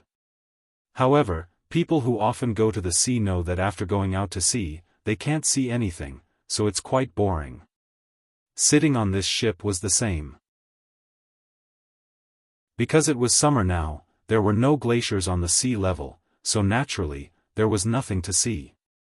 Therefore, after staying here for a while, Jiang Hai and the others returned to the cabin. Naturally, after returning, they checked their weapons. When it was time for lunch, they went to eat. The distance from Tierra del Fuego to the South Pole was a total of 800 kilometers, and this ship was relatively fast. It could travel at 20 knots per hour, which was almost 37 kilometers per hour. In other words, if they maintained this speed, it would take them 22 hours to reach the South Pole. What's more, the closer the ship was to the South Pole, the slower it would be because there would be some floating ice or shallow reefs on the sea floor. Therefore, according to Luis Quezada, it would take them more than a day to reach the South Pole. Jiang Hai and the others did not mind. After eating lunch and dinner on the ship, Jiang Hai and the others returned to their rooms to sleep. However, early the next morning, Jiang Hai felt a biting cold wind blowing on him. When he opened his eyes, he found that Azalina, Galina, and Wallace Shelley were curled up together in his arms. He touched the edge of the bed next to him. Originally, when they set off, he felt a little cool at most, but now, his hands were frozen. Looks like we're almost there. He picked up the thermometer on the table. At this time, the air plague had plummeted to about 2 degrees Celsius. Although it was still above 0, it was still very cold. Seeing this, Jiang Hai woke the 3 women up first and asked them to put on their clothes to sleep. Then he went out to wake up Belle Lester and Connor Sun, as well as little Huang and Xiao Bai in the other room. He also prepared coats for them in advance. Soon after everyone was fully armed, the sky outside also began to brighten. Chapter 949. 20 hours passed by quickly. After Jiang Hai and the others got up, they washed their faces, brushed their teeth, and ate some breakfast. When they went out again, they saw some broken ice floating on the sea surface in the distance from time to time. However, it was completely different from the winter in Antarctica. It was summer here, so there were not too many broken ice. Instead, there were some small islands in the distance with a lot of exposed soil and rocks. With Jiang Hai's eyesight, there were many seabirds, seals, and other creatures on those exposed islands. There were many penguins among them. It was also the time of year when penguins were reproducing. In addition to some black and white penguins, there were also many gray penguins. It was quite interesting to look at from afar. When we get ashore, you will know how annoying these guys are. Although the others did not have Jiang Hai's eyesight, they were also looking with binoculars. But when they saw Jiang Hai and the others' movements, the captain couldn't help but laugh and say, Although Jiang Hai and the others did not understand what he meant now, they knew from the captain's words that these penguins and seals were indeed not good people.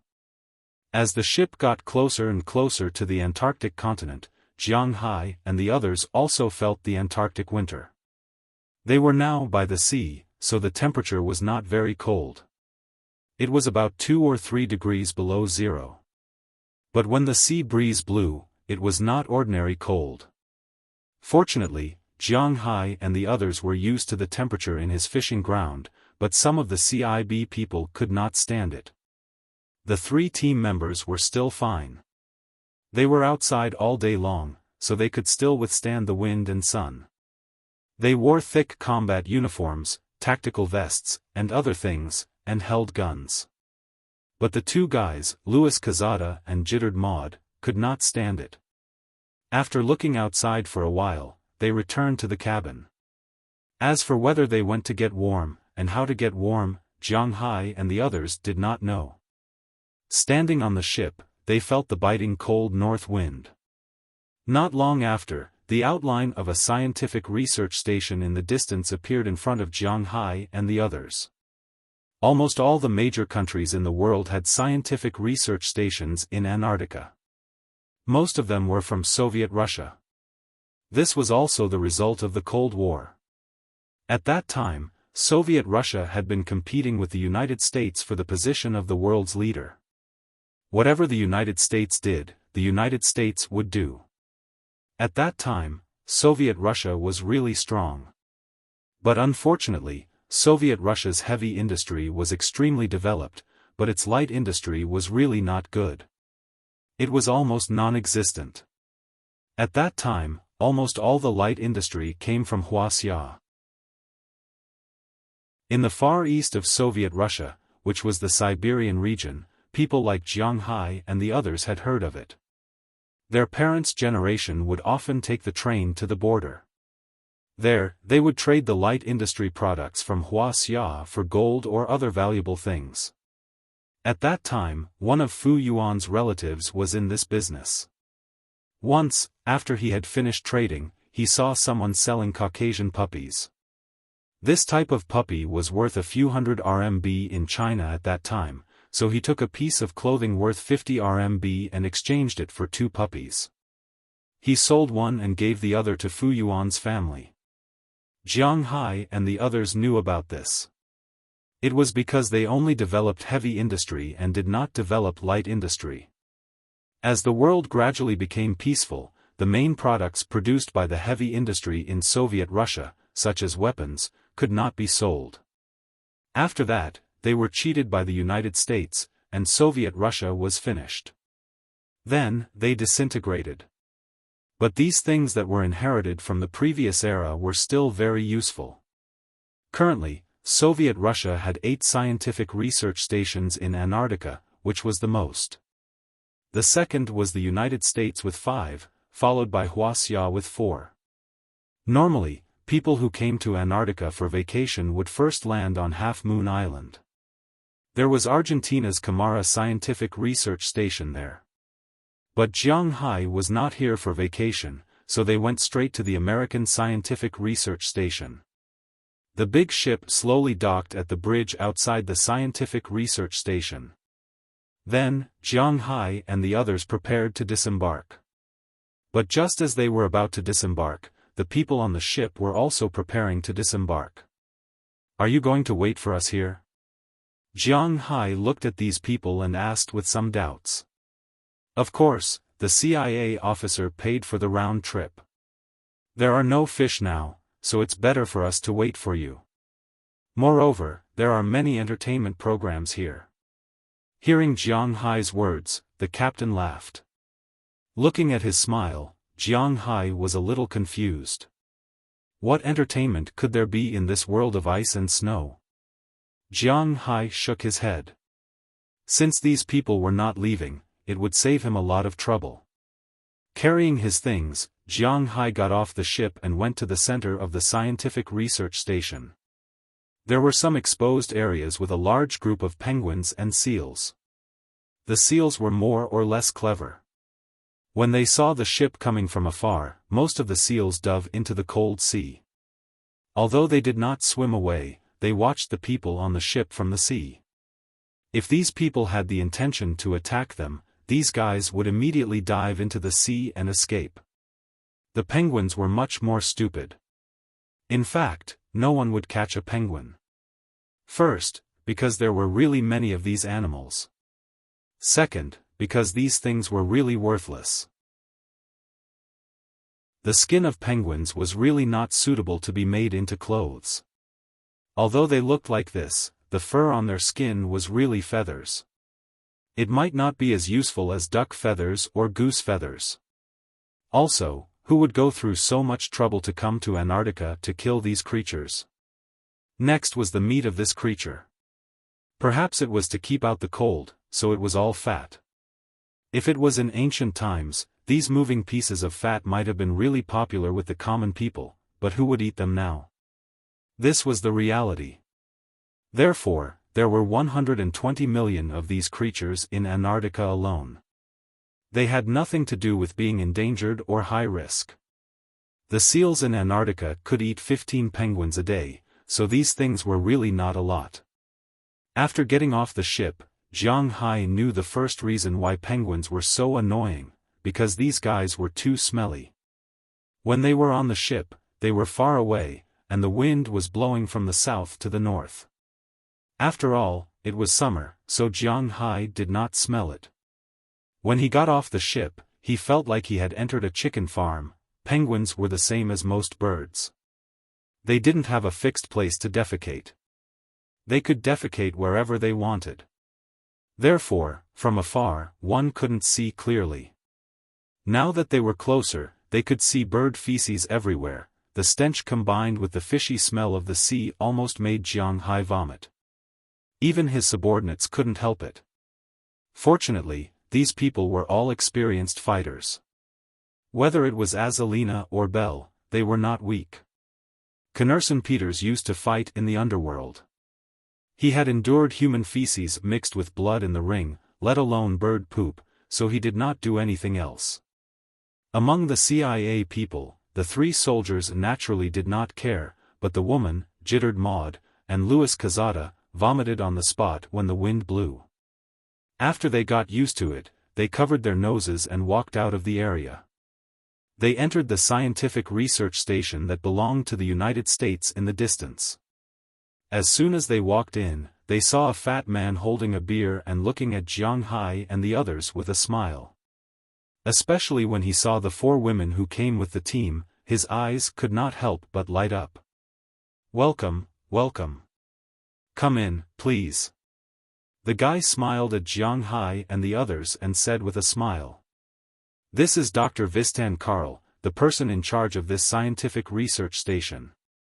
Seeing this guy being so enthusiastic, Louis Cazada, who had just calmed down, also took a deep breath, walked in front, and introduced Jiang Hai. "Hello, doctor." Hearing that he was the person in charge here, Jiang Hai frowned.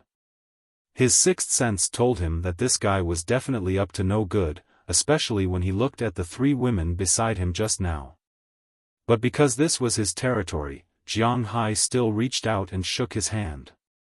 "This is Jiang Hai, Mr. Jiang. He's going to Antarctica to take a look. We will stay here for the night and leave early tomorrow morning." When Jiang Hai shook hands with him, Louis Cazada also introduced Jiang Hai. Hearing his words, the doctor also smiled. In fact, how could he know Jiang Hai? But that did not prevent him from saying something like, "I've been looking forward to meeting you for a long time," but his eyes kept glancing at Azalina and the others. Looking at him, Azalina and the others also frowned. This guy seems to be a little bit of a pervert. "Please come in, I'll introduce you to the situation here." Maybe he saw the disgust in Azalina's expression, but he did not care. He smiled and led Jiang Hai and the others in.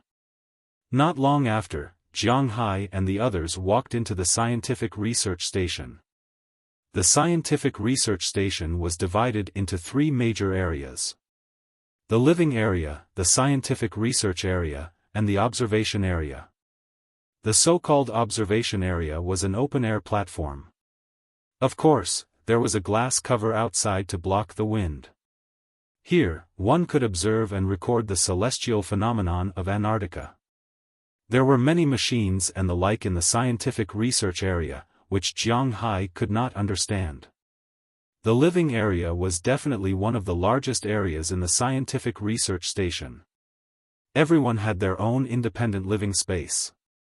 There was a huge warehouse, a bar area, a place for bathing, a kitchen, a dining room, and so on.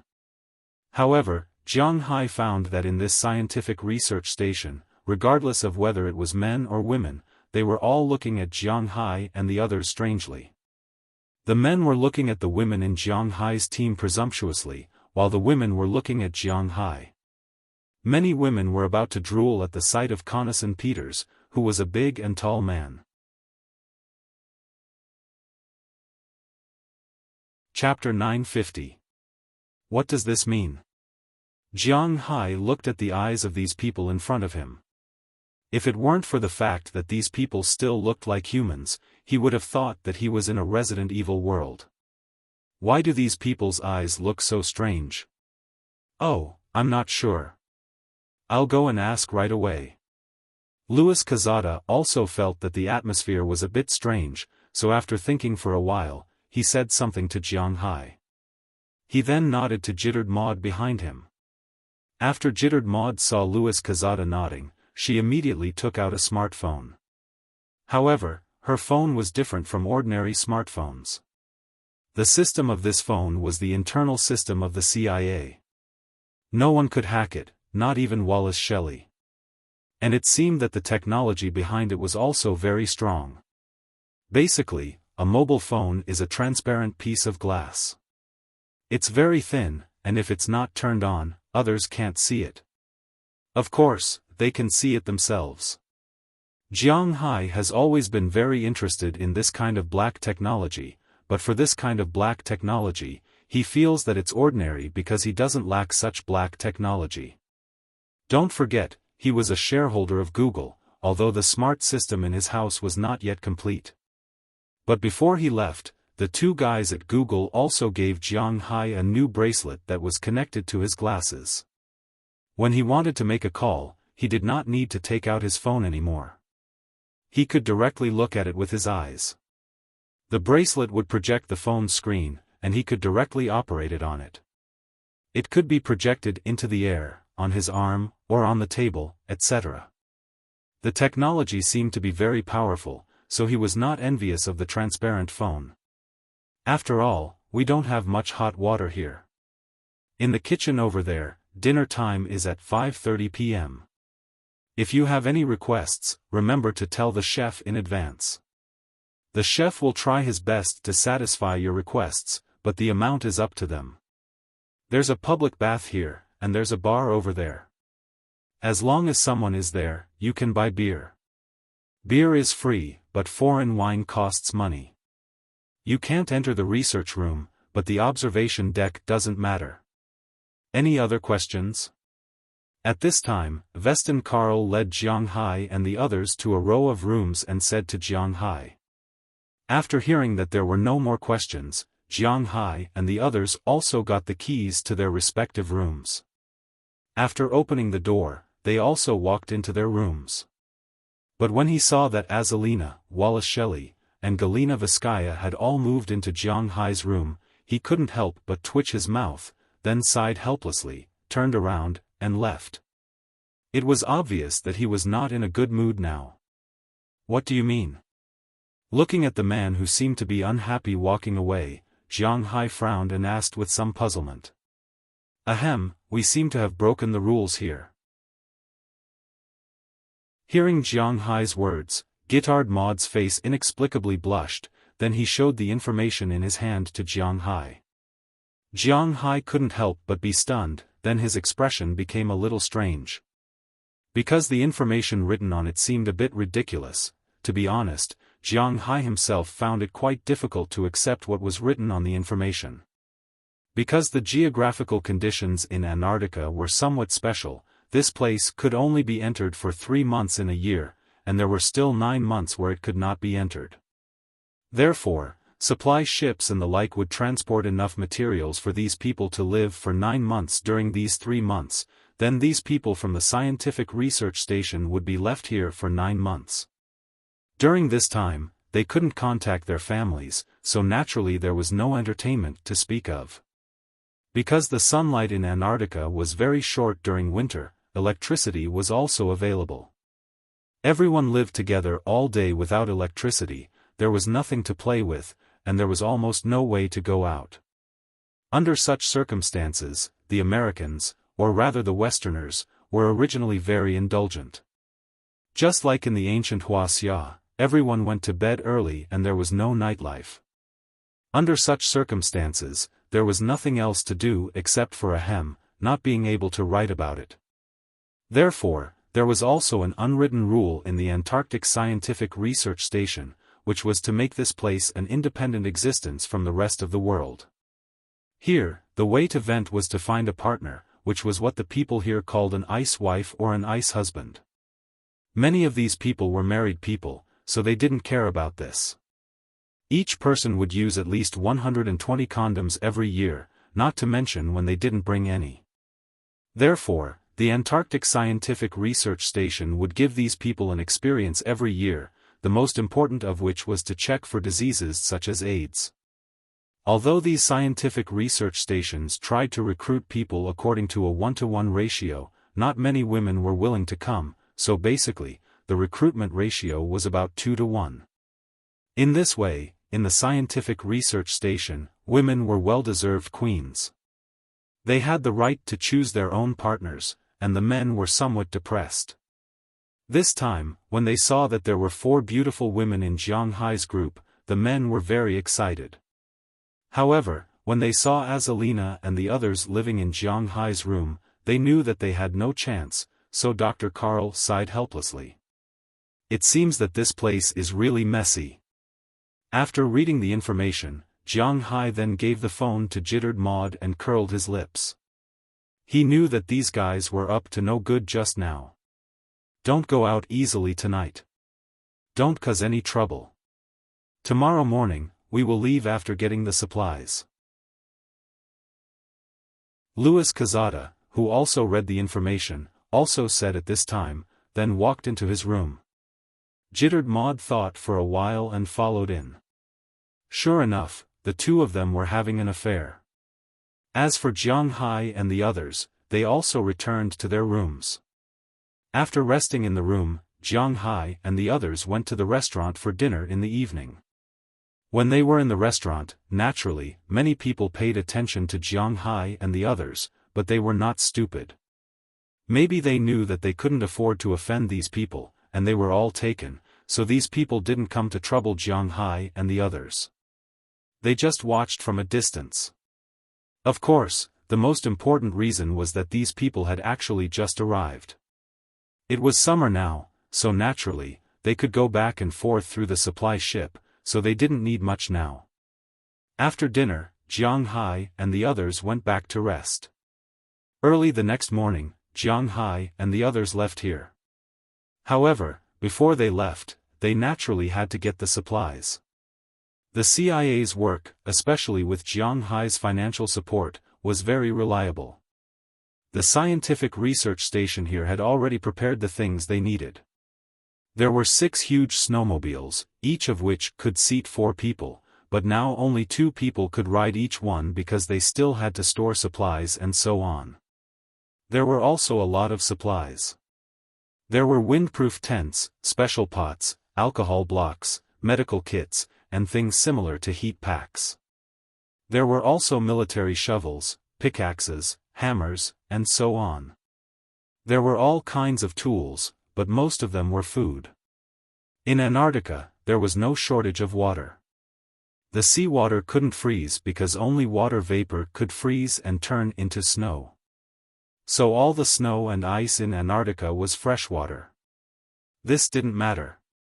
The main thing was food, such as special jerky, chocolate bars, compressed biscuits. Although these things tasted very bad, in Antarctica, these were all life-saving things. The last and most important thing was fuel, gasoline.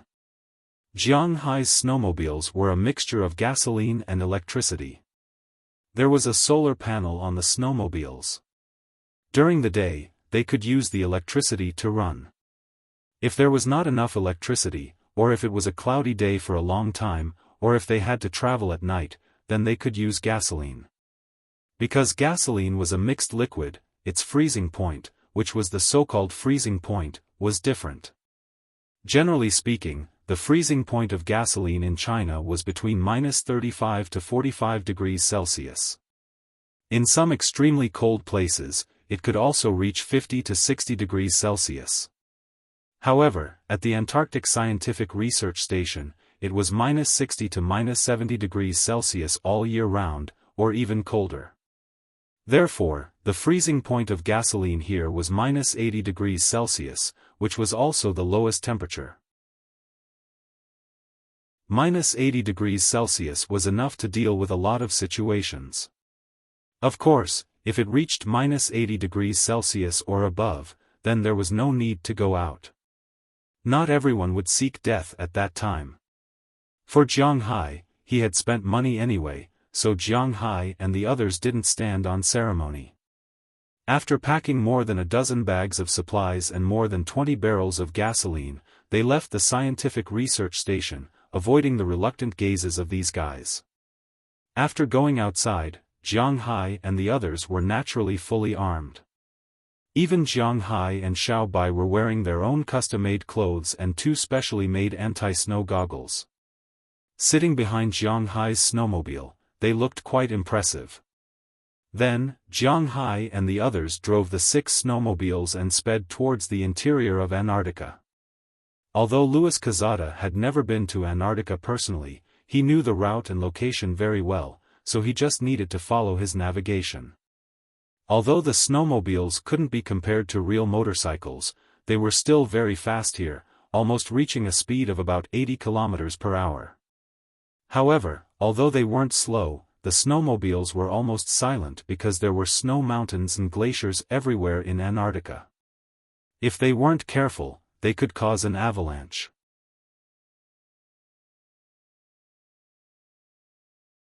Chapter 951. Let's camp here tonight. There's a plane in front of us. It looks like we won't be able to get out today. The strong wind was mixed with snowflakes, constantly blowing on Jiang Hai and the others. Louis Quezada pointed at the electronic map in his hand while speaking to Jiang Hai next to him. Jiang Hai also glanced at the endless plain in the distance and nodded gently. Then the two of them separated and jumped down from the snow slope in front of them. They entered the 2 small camps behind them, one on the left and one on the right. This was where they lived. There were 2 tents on each side, one big and one small. They looked pretty good. It was said that one should not have the intention to harm others, but one must always be vigilant against others. Although they came together, Jiang Hai and Louis Quezada still moved forward in 2 separate groups. They did not mix together. Every day when they set up camp, they would arrange the snowmobiles in 2 rows and place them in the middle as a cordon. Jiang Hai was on the right, and Louis Quezada was on the right. Both sides minded their own business and ate their own food. They did not trust each other, but they were together. This journey had been going on for 3 days now. Yes, it had been 3 days since Jiang Hai and the others set off from the scientific research station. During these 3 days, Jiang Hai and the others had been moving towards their goal. Because there was no place to rest, Jiang Hai and the others spent the rest of their time on the snowmobiles, except for when they set up camp. According to the calculation, they ran for 13 hours a day, 80 kilometers an hour. That was more than 1,000 kilometers a day. Of course, they were not walking in a straight line. The road to the South Pole was not completely flat. There were many snow valleys, glaciers, and snow mountains. Sometimes, Jiang Hai and the others had to jump over them. Sometimes, Jiang Hai and the others had to go around them. All of these took time. But even so, 3 days had passed, and Jiang Hai and the others had advanced about 4/5 of the way. After jumping over the plain in front of them, they should be near the mountain that was destroyed by the high-altitude landing plan. That was their goal. Walking into the tent, Jiang Hai saw that his people were also busy. Wallace Shelley was fiddling with her electronic equipment. These things were to ensure that Jiang Hai would have the ability to walk out of here if he fell out with Louis Cazada. She had to be careful. Bell Lester was wiping his gun. He had been running for the past few days, but he did not look tired. After all, he used to be from the Triangular State. Although he had never been to the South Pole, he must have undergone a lot of training. Connerson Peters was doing push-ups. To him, only by exercising his body could he protect Jiang Hai. Azalina and Galina were in front of a pot, boiling the melted snow inside. Beside them were penguins that were only left with fat and skin. Of course, there were still a lot of feathers on the skin. The feathers on the penguins were indeed feathers, not animal fur. However, these feathers were very small and looked like fine scales. The insulation effect was okay, but not very good. The biggest function of the feathers was waterproof and reduce underwater resistance. As Jiang Hai and the others went deeper and deeper into the South Pole, there was no water in the vicinity. There was ice and snow everywhere. Occasionally, there would be some water caves and the like. Under such circumstances, most creatures would find it difficult to live here. Therefore, there were many seabirds in the periphery of the South Pole, such as seagulls and other creatures, but they had completely disappeared here. In the past 3 days, Jiang Hai could count the number of seals he saw with his fingers. The only thing that was more abundant was the penguins. Jiang Hai had seen a lot of penguins, and he also knew some of the habits of these creatures. To be honest, penguins have a lot of fans both in China and abroad. However, this kind of creature is really a kind of creature. This kind of creature is very sneaky. It often steals things or attacks humans or other creatures. Moreover, although they lived together, their social relationships were very chaotic. The penguins in the South Pole were all lascivious thieves and sluts. Although they were monogamous on the surface, as long as the two were separated, they would do that kind of thing crazily. Even the seals were led astray by the penguins. Originally, the seals caught the penguins to eat, but now the seals sometimes caught the penguins to play. Needless to say, although the penguins were different species, the most important thing was to get into the penguins. Therefore, the parents of penguins took turns to incubate the eggs. When the female incubated the eggs, the male would go out to look for food, and then go crazy. Cough cough when the male incubated the eggs, the female would go out to look for food, and then go crazy. Cough cough this was the reality. Most penguins, while raising their own children, would also break other penguins' eggs and bite other penguins' chicks to death. These were all seen by Jiang Hai with his own eyes. Therefore, penguins were really bad creatures. Jiang Hai had also said before that this kind of creature was actually quite bad. However, once, when Jiang Hai and Xiao Bai went out to play, they caught a penguin back. Jiang Hai wanted to try it out, so he cooked it and ate it. In the end, he found that if only the lean meat inside was eaten, the taste was actually not bad, but it was a little too fishy. However, this was easy to solve. Jiang Hai brought wine and ginger, which were all things to remove the fishy smell. The penguin meat cooked with these things tasted good, and it had a kind of beef and mutton taste. Of course, there was no way to eat the fat. The skin, claws, and head were all inedible. However, in this kind of weather, being able to eat a bite of fresh meat was also a good enjoyment. Jiang Hai and the others had been eating like this for 2 days. Soon, Azalina and Galina finished cooking the pot of penguin meat.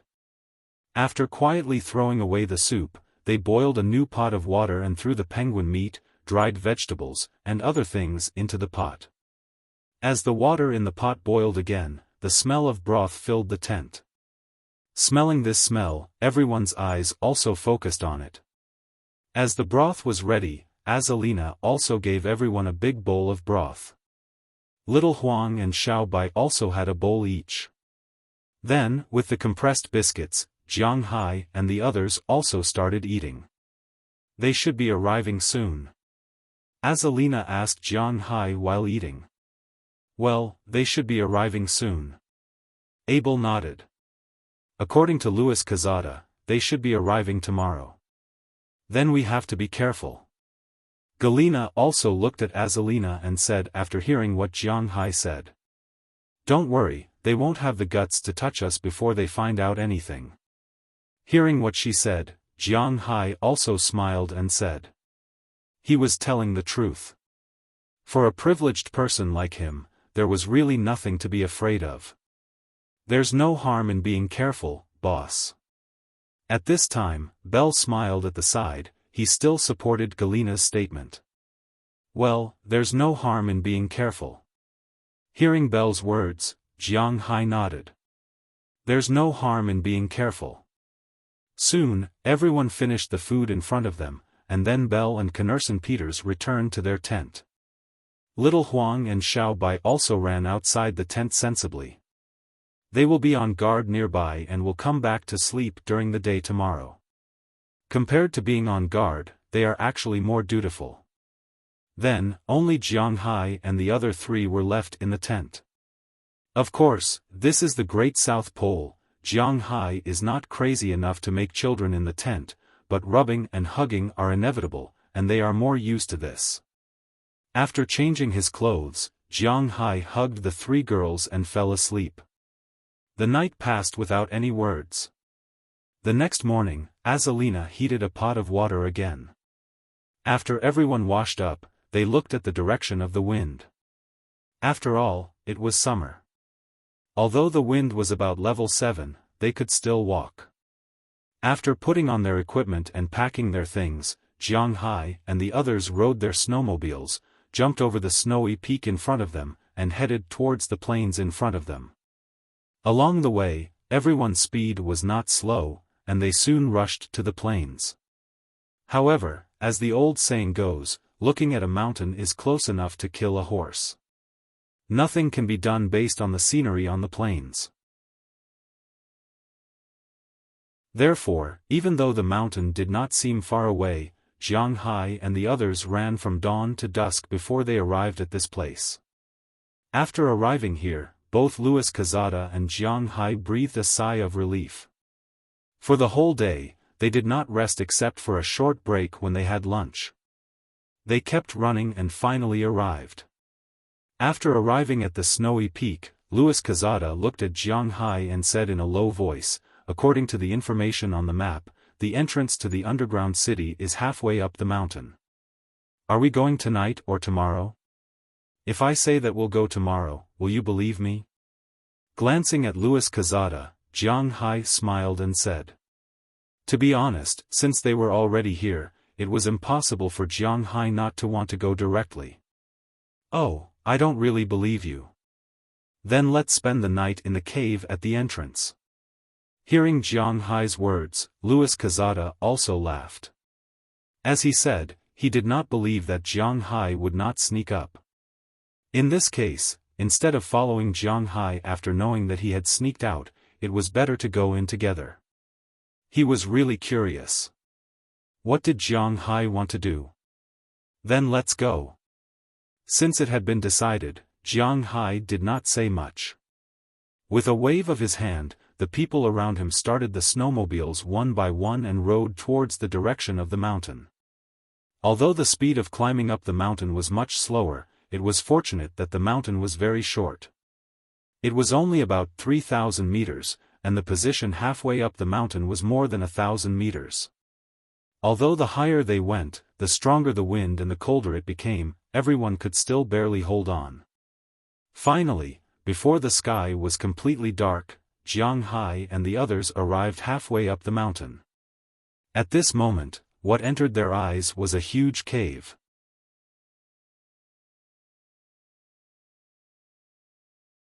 Chapter 952. Looking at the huge cave in front of him, Jiang Hai swallowed a mouthful of saliva and asked in a low voice, "Is this it?" "Well, this is it."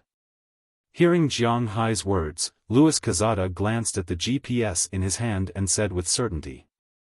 At the same time, he also swallowed a mouthful of saliva because the cave in front of him looked really eye-catching. The discovery of this cave was quite accidental.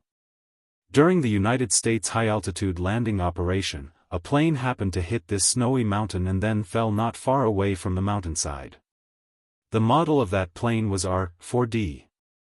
Everyone may not be familiar with this name because this plane was also built during World War II. However, it belonged to the Army and did not appear many times. After all, the United States Army did not send many of them out. Most of them were from the Navy, and the Navy's plane was called the C-47. When the United States joined the war, they got a lot of these planes and flew them all over the world. The British called this plane the Dakota, the Wuxia called it the Myling, and the Europeans during the European War also called it the Albatross. At that time, more than 80% of the planes used in the United States airborne operations were this kind of plane, so it was not an exaggeration to say that this plane changed the course of World War II. During the United States airborne operations, an R-4D plane fell here. There were a total of 9 people on the plane, but in fact, all 9 of them were still alive. However, after 3 of them found this cave, they wanted to go in alone to take a look. Then, they were killed. Of course, this incident was not reported. Otherwise, why would 3 people die inexplicably when the pilot, who was severely burned, survived? Later, these people relied on 2 cans of peanut butter hidden by one of their comrades to wait for the rescue team to arrive. This cave was then discovered by the Americans. However, after the Americans went in, they found that it was actually just a military base. There were many empty buildings and materials inside, but no people. It seemed that the theory that Hitler fled here was not correct. Later, they emptied the research materials here and started a Cold War with the Soviets. That was how things unfolded. But this time, it was Jiang Hai and the others who came. Looking at the cave in front of them, Jiang Hai and the others were not in a hurry to go in because no one knew what was going on inside. Jiang Hai pulled Xiao Huang and Xiao Bai, who were clearly a little impatient, and exchanged glances with Louis Quezada. The 2 of them were not in a hurry to go in. Instead, they set up camp here. If there was anything, they could talk about it after tonight. Since the cave was right in front of them, Jiang Hai was not in a hurry, and Louis Quezada was even less anxious. Just like a few nights ago, the 6 motorcycles lined up in a row, blocking the middle. Then, Jiang Hai and the others went to sleep in separate tents. Although Jiang Hai kept dreaming that night, he was really curious about this place. But he did not go in alone. The next morning, after Jiang Hai and Louis Quezada finished packing up, they walked into the cave. This cave was obviously dug by humans, but it should have been here a long time ago. Jiang Hai and the others were still very orderly. After all, there were more than 1 or 2 people who knew about military affairs here. The 2 dogs, Xiao Huang and Xiao Bai, took the lead. They carried flashlights and hat lamps and went in to explore. Jiang Hai was quite confident in his 2 dogs. With their level and strength, they were far from being harmed by ordinary traps. If there were any accidents, they could deal with them and even wait for Jiang Hai and the others to arrive. Even if they could not, they could still retreat. This was something that Jiang Hai was very confident in. Then came Knerson Peters and Isaac Williams. The 2 of them were in front, followed by Wallace Shelley and Jittered Maud. Jiang Hai, Galena, and Bell were on the left, while Louis Quezada and Keys Leslie were on the right. As Alina and Quezada Hall were at the end of the group, keeping an eye on the situation outside. Each of them had 2 flashlights, one on top of their heads, and one tied to their guns. They illuminated the dark parts of the cave, making it as bright as day. The further they went, the deeper they felt the cave was. I can see that the Third Reich was really powerful back then. If it had really unified Europe and Soviet Russia, the situation in the world would probably be completely different now. Louis Quezada also looked at the wall beside him. Thinking about how someone could dig such a cave in the Antarctic 70 years ago, he felt that it was a little unbelievable. At least, it was hard for him to imagine. The problem is that he lost. In fact, there is nothing bad about the current world, right? Hearing Louis Quezada's words, Jiang Hai smiled. He did not care about history, nor did he care about which empire was the strongest. He only cared about himself. You could say that he was selfish, you could say that he was shameless, and you could say that he was unpatriotic. In fact, the only person Jiang Hai loved was himself. Other than himself, there were only those who were related to him. Beyond these people, there would be countries, nations, and so on. These were the life values of an ordinary person.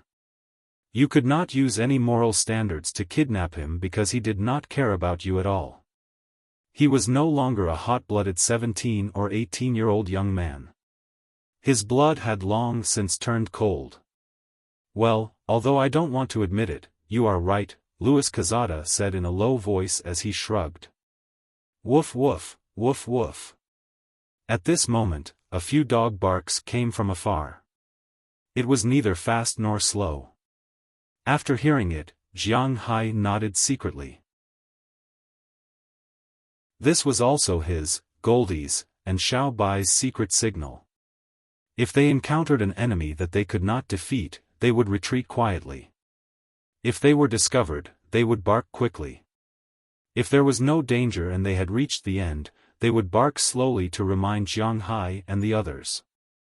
Now that the 2 dogs were barking slowly, Jiang Hai knew that there would be no problem. So he also quickened his pace and walked inside.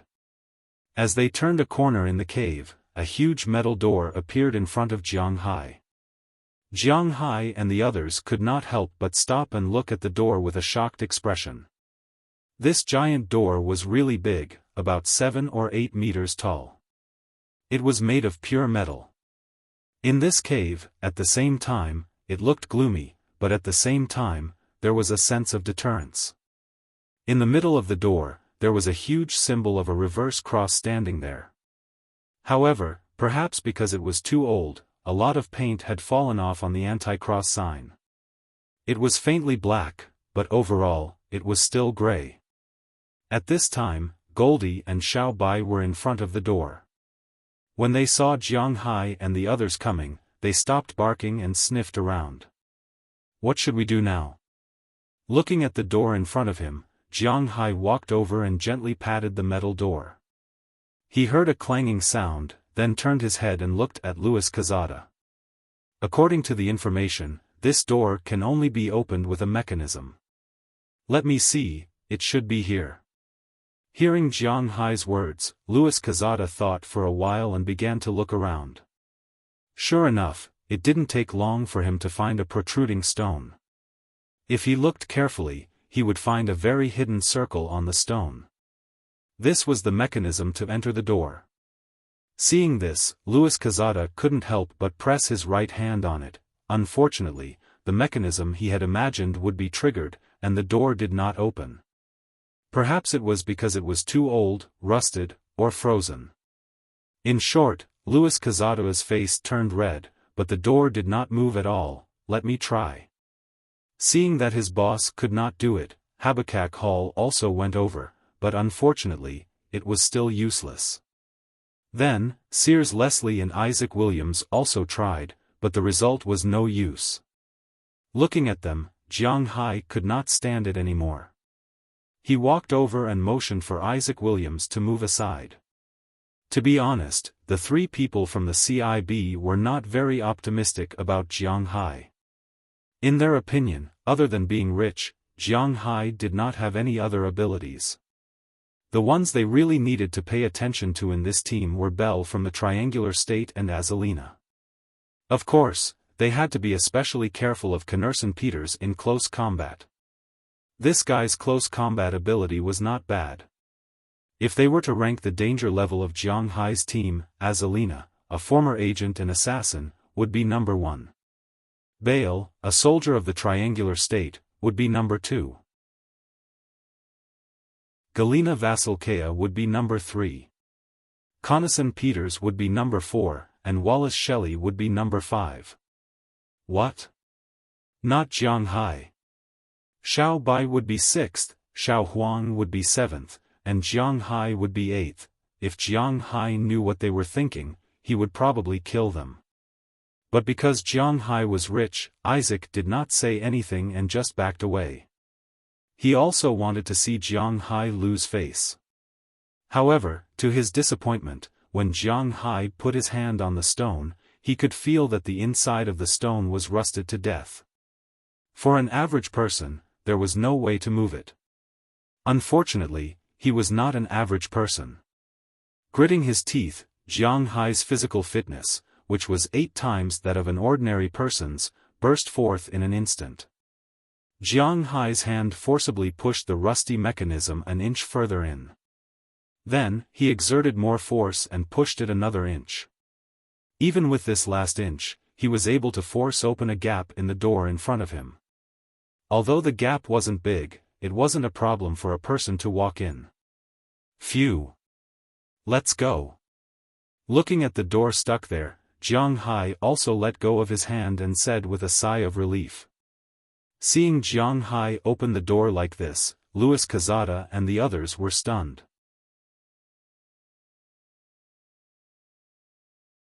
Chapter 953.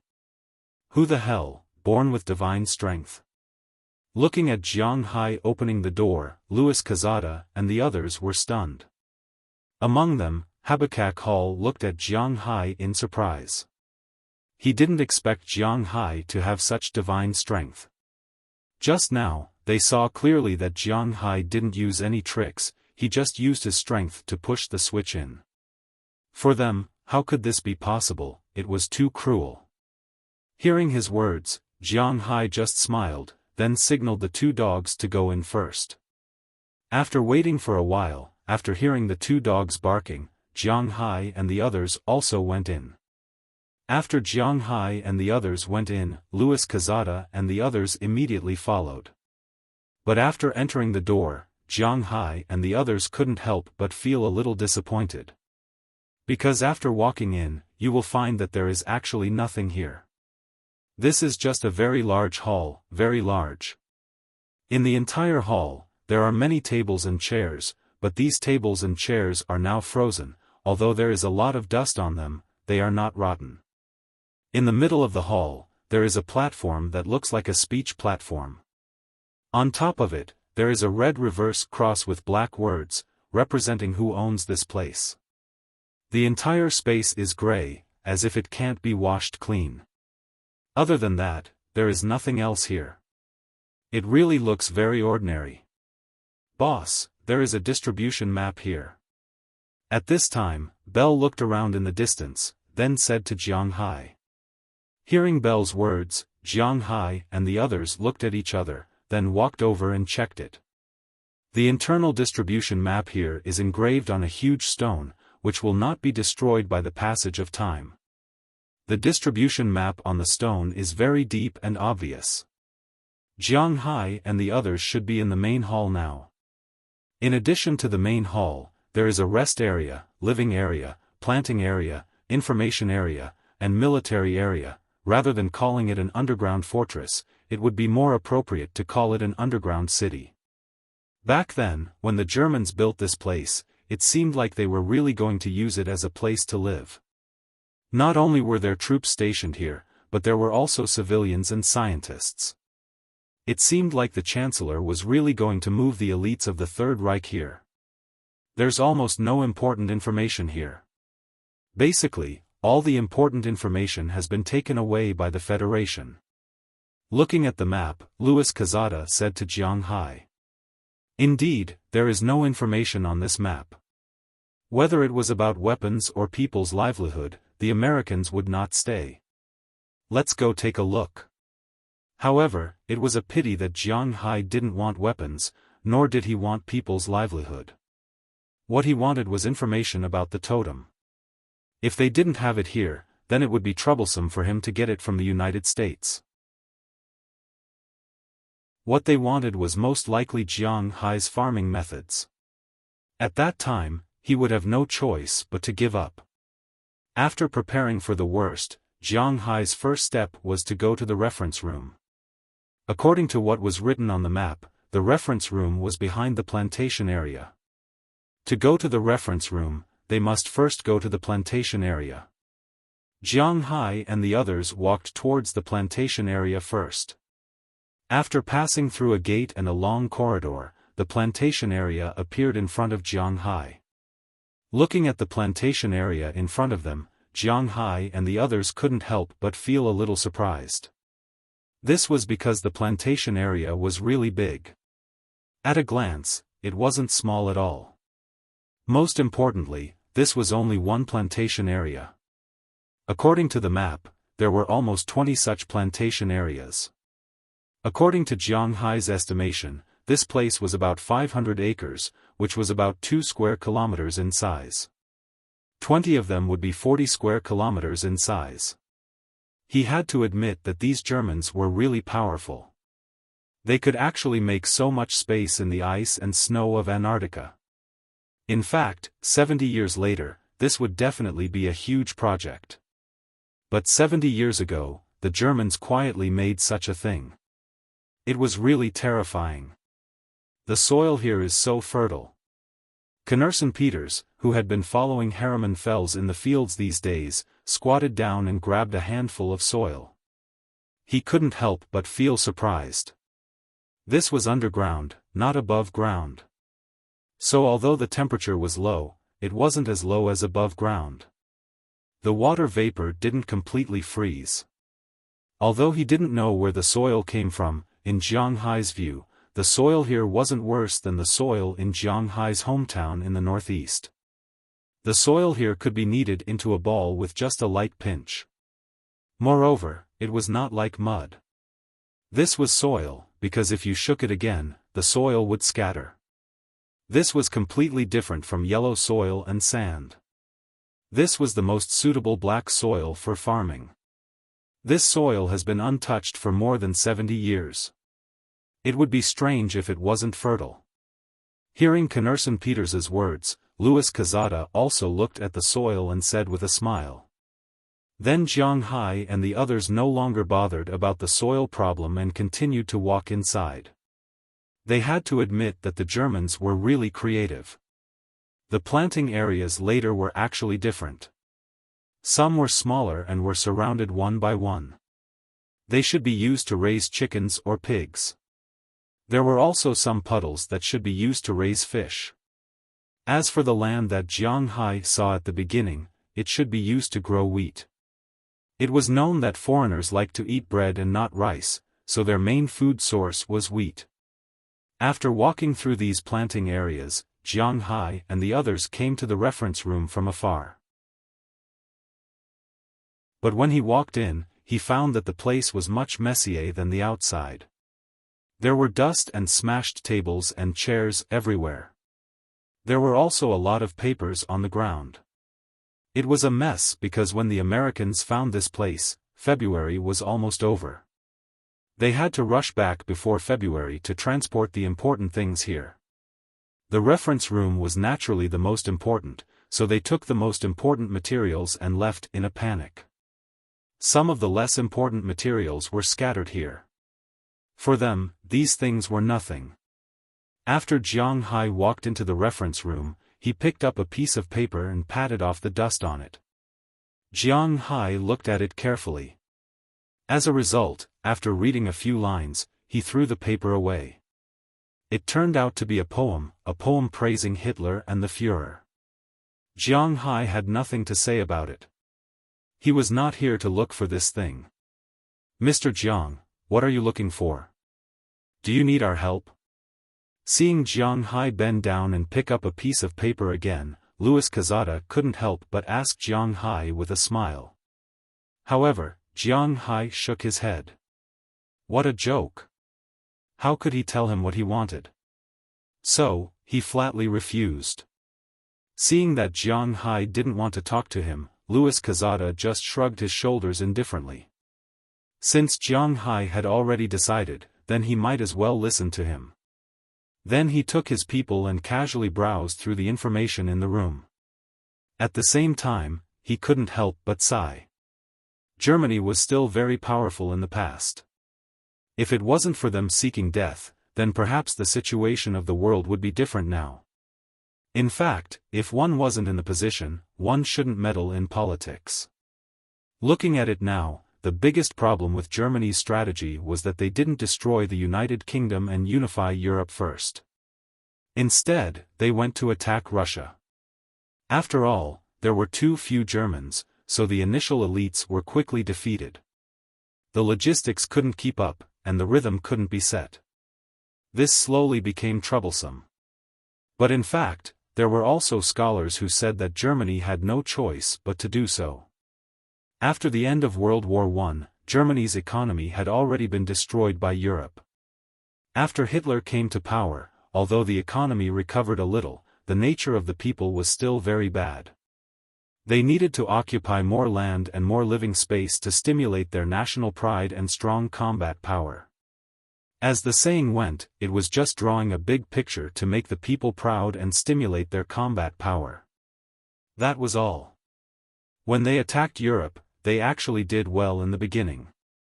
But when they attacked the United Kingdom, there were some problems. At that time, the world's strongest country was not so easy to defeat. The United Kingdom was an island country. Yes, it was not connected to the European continent. If they wanted to attack the United Kingdom, they would need to cross the sea. However, Germany's army was invincible. How could their navy compete with the United Kingdom, the world's #1 country? So, after the evacuation of Dunkirk, Germany was actually unable to attack the United Kingdom. The bombing of London was just for show, to dispel their feelings of resistance. As long as the British did not surrender, the Germans could not do much. However, the domestic economy needed to be stimulated by continuous victories. Therefore, the Germans had no choice but to give up on the British and turn to attack Soviet Russia. However, Soviet Russia was bitterly cold.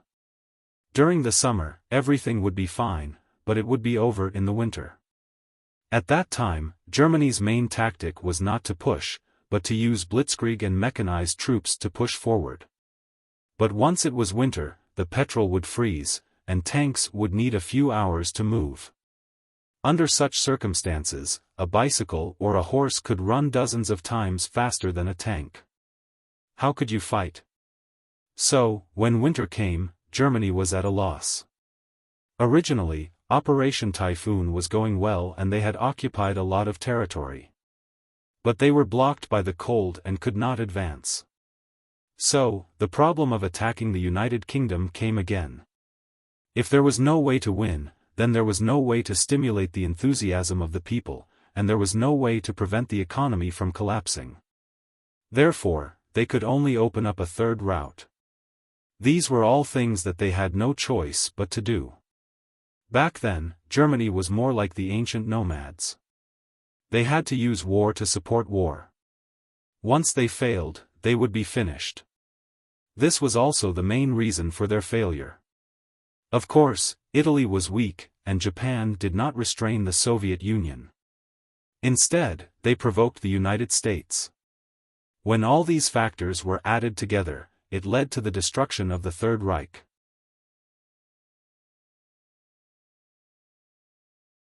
Chapter 954. How Germany lost had nothing to do with Jiang Hai. What he was most concerned about now was the thing he was looking for. Jiang Hai picked up every piece of paper on the ground and flipped through them casually. Perhaps they saw what Jiang Hai was doing, but the people around him also moved. Knerson Peters, Azalina, and Wallace Shelley also picked up the papers. Only Belle Lester and Galena were still guarding against the CIA people. It was said that many hands made light work. Not long after, Jiang Hai had about 100 pieces of paper in his hands. Jiang Hai looked through them one by one. The more he looked, the more disappointed he became. However, his hope also grew. This was because the hundreds of pieces of paper were basically poems, records of local customs, or some interesting stories. Jiang Hai was very sure that there was no dragon in Wuxia in Europe. Now, the interesting stories written on the papers might contain records of the existence of the dragon-shaped badge. After all, there were even records of 10,000 characters, which was the 10,000 characters that Buddha Xiong spoke of. Therefore, although these pieces of paper were wrong, Jiang Hai did not care and continued to flip through them. Soon, they found that in addition to some pieces of paper that had fallen, there were still some documents left in some cabinets. In the middle of these documents, Jiang Hai's eyes suddenly widened. He felt that he had found something. Jiang Hai didn't know what was written on this piece of paper because it was written in German. However, Jiang Hai recognized the dragon emblem printed on this piece of paper. It seems that this thing was most likely an introduction to this thing. Therefore, Jiang Hai gestured to Azalina and Wallace Shelley, who were still searching. The two also understood Jiang Hai's gesture. When they quietly reported to Jiang Hai, they saw the paper in Jiang Hai's hand. At the same time, Jiang Hai also pointed to the badge. After knowing their goal this time, the two of them were more purposeful in their search. As for Jiang Hai, he quietly called Goldie over and stuffed the paper into his winter clothes. Then, he pretended to continue his search. To be honest, although Louis Cazada was curious about what Jiang Hai was looking for, to be honest, he had already seen the things here. What was written on the paper were some geographical records, some imagination of the people of the Third Reich, or some poems that praised them.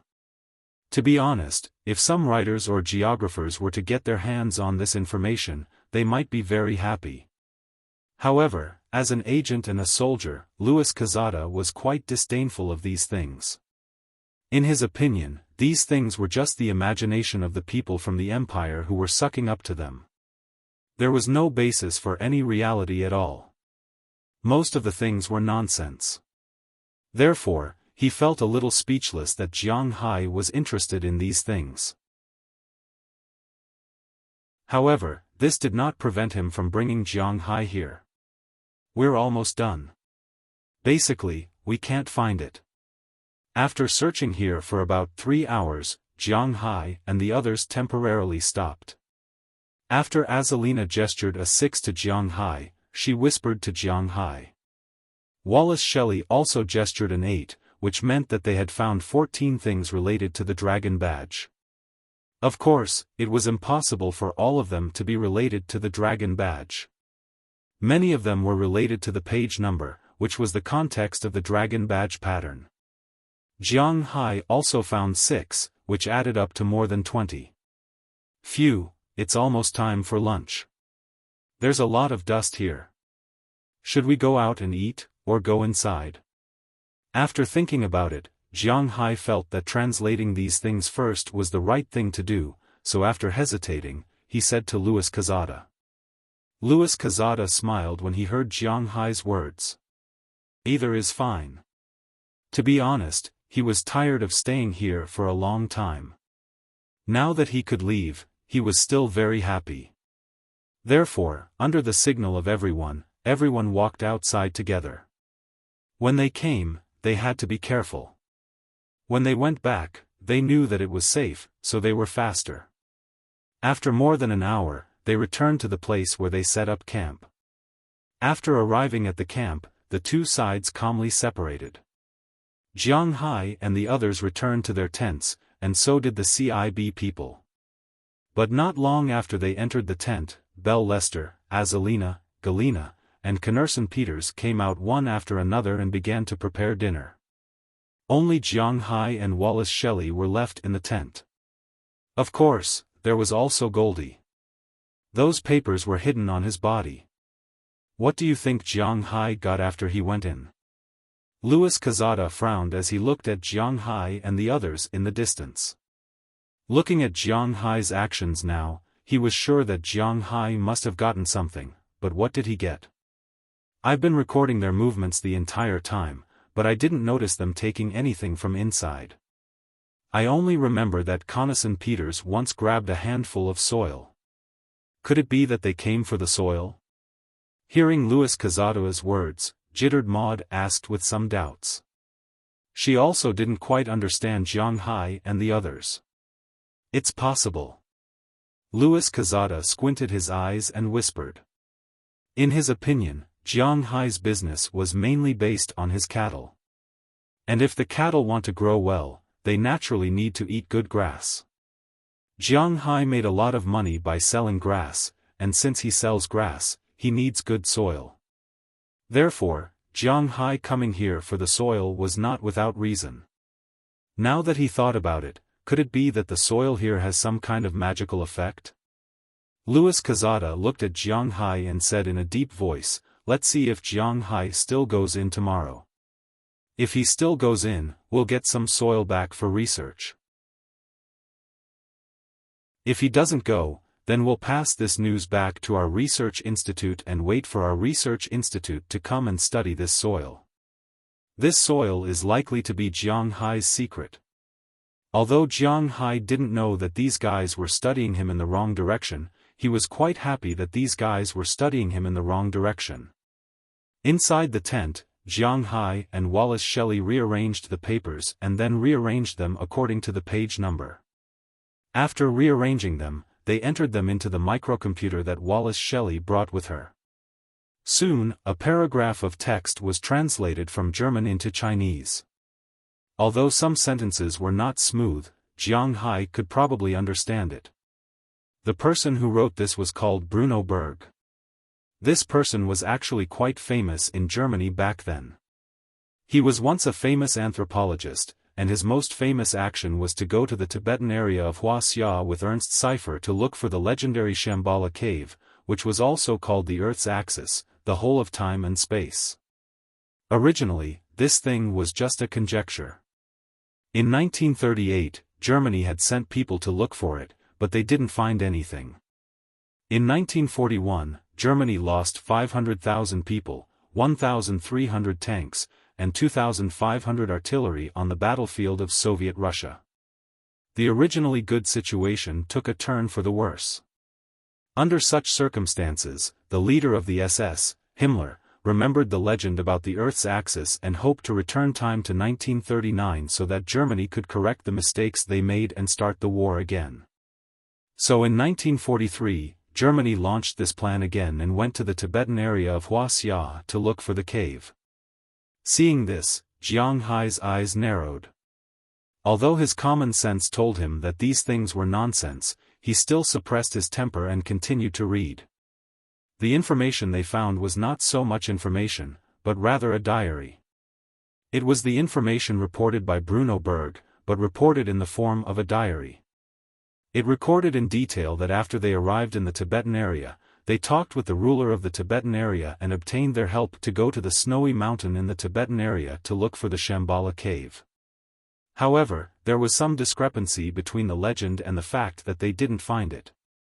They found it and entered the cave, but after entering, they found that the cave had a huge amount of space-time energy. It was far from what ordinary people like them could enter, so they went back. Looking at the above translation, Jiang Hai couldn't help but ponder for a moment. He was thinking about the authenticity of this thing. It was reasonable to say that such an important information like this should have been seen by the Americans when they first came here. Then the question is, since the Americans already saw it, why didn't they take it away, but instead threw it away like a piece of garbage? Don't say that the Americans don't believe in this. In fact, they believe in these things very much. For example, the 51st District of the United States. But why didn't they take it away? There was only one possibility, that is, they didn't believe in this saying, or they already found it, but it was also useless. No matter which one it was, Jiang Hai felt a little flustered. But looking at the written information, even the coordinates were very detailed, it didn't seem like nonsense. This made Jiang Hai somewhat at a loss. "Boss, are we going to the Tibetan area?" Looking at Jiang Hai's somewhat bewildered appearance, Huali Shelley hesitated for a moment and asked Jiang Hai. Hearing her words, Jiang Hai thought for a moment and shook his head. "Don't worry for the time being, we'll talk about it when we have time. Anyway, we know where this dragon badge came from, so there's no need to worry." Looking at the very clear coordinates written on the information, Jiang Hai tore the information in half and threw it into the alcohol stove in the tent. In any case, this time their goal was achieved. Now it's time to see if Jiang Hai really wants to see it, but even if he wants to see it, now is not the time.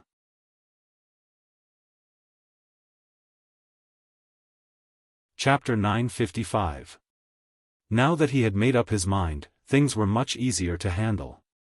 The next morning, Jiang Hai and the others went in again, mainly to find if there was any missing information. After confirming that there was no missing information, Jiang Hai and the others returned. Luis Cazada and the others also obtained some soil samples. Jiang Hai was very puzzled. What did they want to do with this? However, since they wanted it, Jiang Hai could not say much. After everything was prepared, Jiang Hai and the others left the cave on the third day and returned to the scientific research station. On the way back, Jiang Hai and the others took 5 days. This was not an accident, but purely because of the wind direction. The difference between the southern hemisphere and the northern hemisphere was that the southern wind was warm, while the northern wind was warm in the southern hemisphere. This was because north of them was the equator, which was the warmest place in the world. It was summer in Antarctica, which meant that the southern wind was blowing. Although it was still very cold, -20 to 30 degrees Celsius, it was still very cold. When Jiang Hai and the others came, the wind was with them, so naturally, they ran fast. However, when they returned, the wind was against them, so their speed was naturally slower.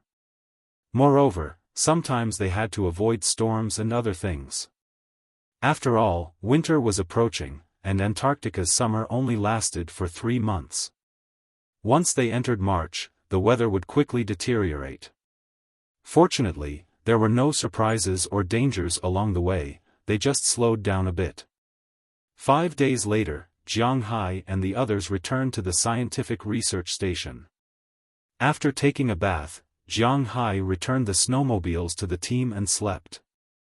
The next morning, Jiang Hai and the others boarded the ship to return to Tierra del Fuego. After more than 20 hours of bumpy sailing, they finally returned to Tierra del Fuego. The moment they went ashore, Luis Cazada and the others breathed a sigh of relief. The feeling of floating on the sea was indeed uncomfortable, and most importantly, their mission was completed. They returned from Tierra del Fuego to Buenos Aires, the capital of Argentina. After getting off the plane, Jiang Hai and the others went to the hotel that the CIB had already prepared. As soon as they entered the hotel, Luis Cazada could not help but whistle happily. I'm a little excited. I finally don't have to stay in that world of ice and snow anymore. Aren't you happy? Luis Cazada said excitedly as he looked at Jiang Hai. For him, it was great that he didn't have to stay in Antarctica. It's all right. This trip was for naught. Jiang Hai shrugged and said indifferently. What he got, no one knew except for him and Wallace Shelley. Hearing Jiang Hai's words, Luis Cazada also laughed. Although I don't know what you want to get in Antarctica, to be honest, brother, if there is anything, it would have been taken away by the scholars of the Federation long ago. Why would it be left for you after 70 years? After hearing Jiang Hai's words, Luis Cazada smiled and said. In his opinion, Jiang Hai had gained nothing. This was the right path. If Jiang Hai had really gained something, it would be troublesome. do you want to go and play again tonight? After Louis Quezada saw that Jiang Hai's mood wasn't very good after listening to his words. He wanted to please all the rich people, so he leaned over and whispered to Jiang Hai while raising his eyebrows. When he said play, he naturally meant going to the Boca area. Jiang Hai was still very clear about what was there. Although the experience that night made Jiang Hai feel very magical, it does not mean that he is a pervert. He is not prepared to do things like play with little girls too much. Wicked. So after hearing Louis Quezada's words, Jiang Hai shook his head gently. Forget it for today, I want to have a good rest, and then I will return to Winthrop tomorrow. Looking at Louis Quezada, Jiang Hai said indifferently. Hearing that Jiang Hai did not want to go, Louis Quezada did not force him. After chatting with Jiang Hai for a while, he left with his men. Jiang Hai also gave Bell and Knerson Peters a vacation. If they want to play, they can also go. These two did go to play, but they did not go to the Boca area. Instead, they found a place nearby. Although the legal place to play according to the government is in the Boca area, there are also many illegal goods and secret societies nearby. These people are protected by the government, and they don't pay taxes. Naturally, they earn less, but the quality is not too bad. Bell and Knerson found two places nearby to play for the night. As for Jiang Hai, he hugged his three sisters and slept well. As for whether there was any exercise before going to sleep, no one knew. Even the CIB people did not know, because their listening devices could not escape Azalina's eyes. Boss, that's it? While Jiang Hai and the others were sleeping peacefully, in a club in the Boca district, the CIB's explosives expert, Habakkuk Hall, poured a glass of whiskey into his mouth, then looked at Louis Quezada and said. To be honest, this time's mission looked like they had suffered a lot, and then they came back with nothing to show for it. For battle maniacs like them, they were somewhat unhappy. But in front of Jiang Hai, they didn't dare to show off. But now that Jiang Hai was not here, it did not prevent them from asking. This is the best result. Why? Are you really going to fight with those guys? To be honest, along the way, Jiang Hai and the others are not to be trifled with. Louis Quezada squinted his eyes and took a sip of his whiskey. Along the way, he constantly refreshed his mind on the strength of Jiang Hai and the others. From humans to dogs, the strength of Jiang Hai and the others was quite impressive. If they really fought, the elites may not be a match for those guys. From their equipment, strength, tactics, and physique, those guys were not at a disadvantage. Well, this should be the easiest mission I have ever completed. Hearing Louis Quezada say this, the people on the other side did not have any other thoughts. Just like Louis Quezada knew, in the United States, one should never provoke the rich. Now, although they did not understand it very well, they also knew that Jiang Hai was a rich man.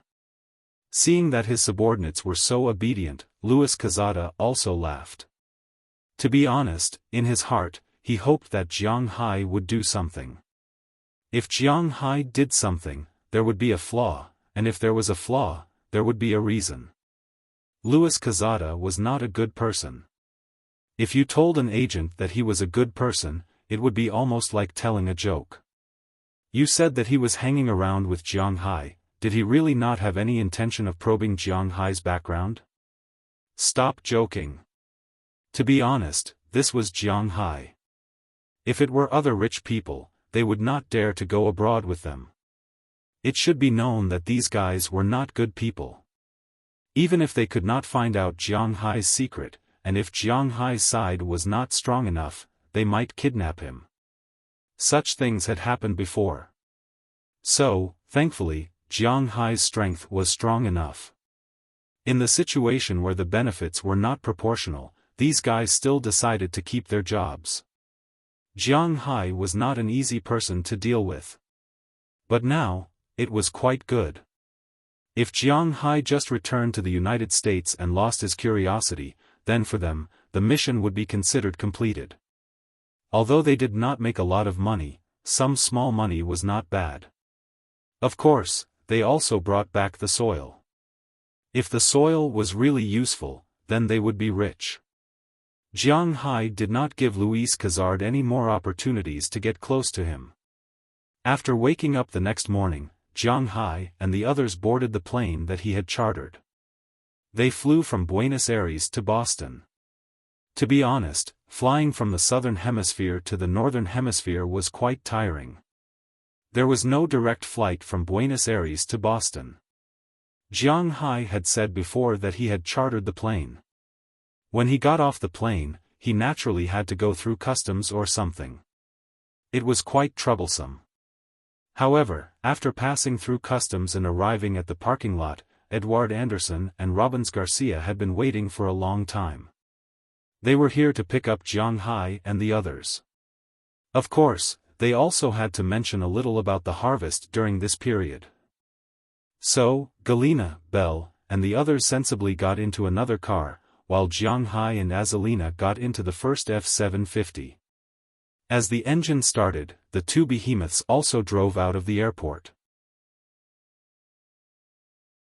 At the same time, Edouard Anderson and Robbins Garcia also introduced the recent situation to Jiang Hai. As time passed, the Antarctic was getting colder and colder. Winter was coming. However, Winthrop was getting warmer and warmer. After entering February, the temperature in Winthrop during the day could reach above zero. Although it was still a little cold, the snow could no longer be frozen during the day. The sun shone on the grassland, and large patches of snow melted into water. However, at night, the temperature would drop to about -5 degrees Celsius.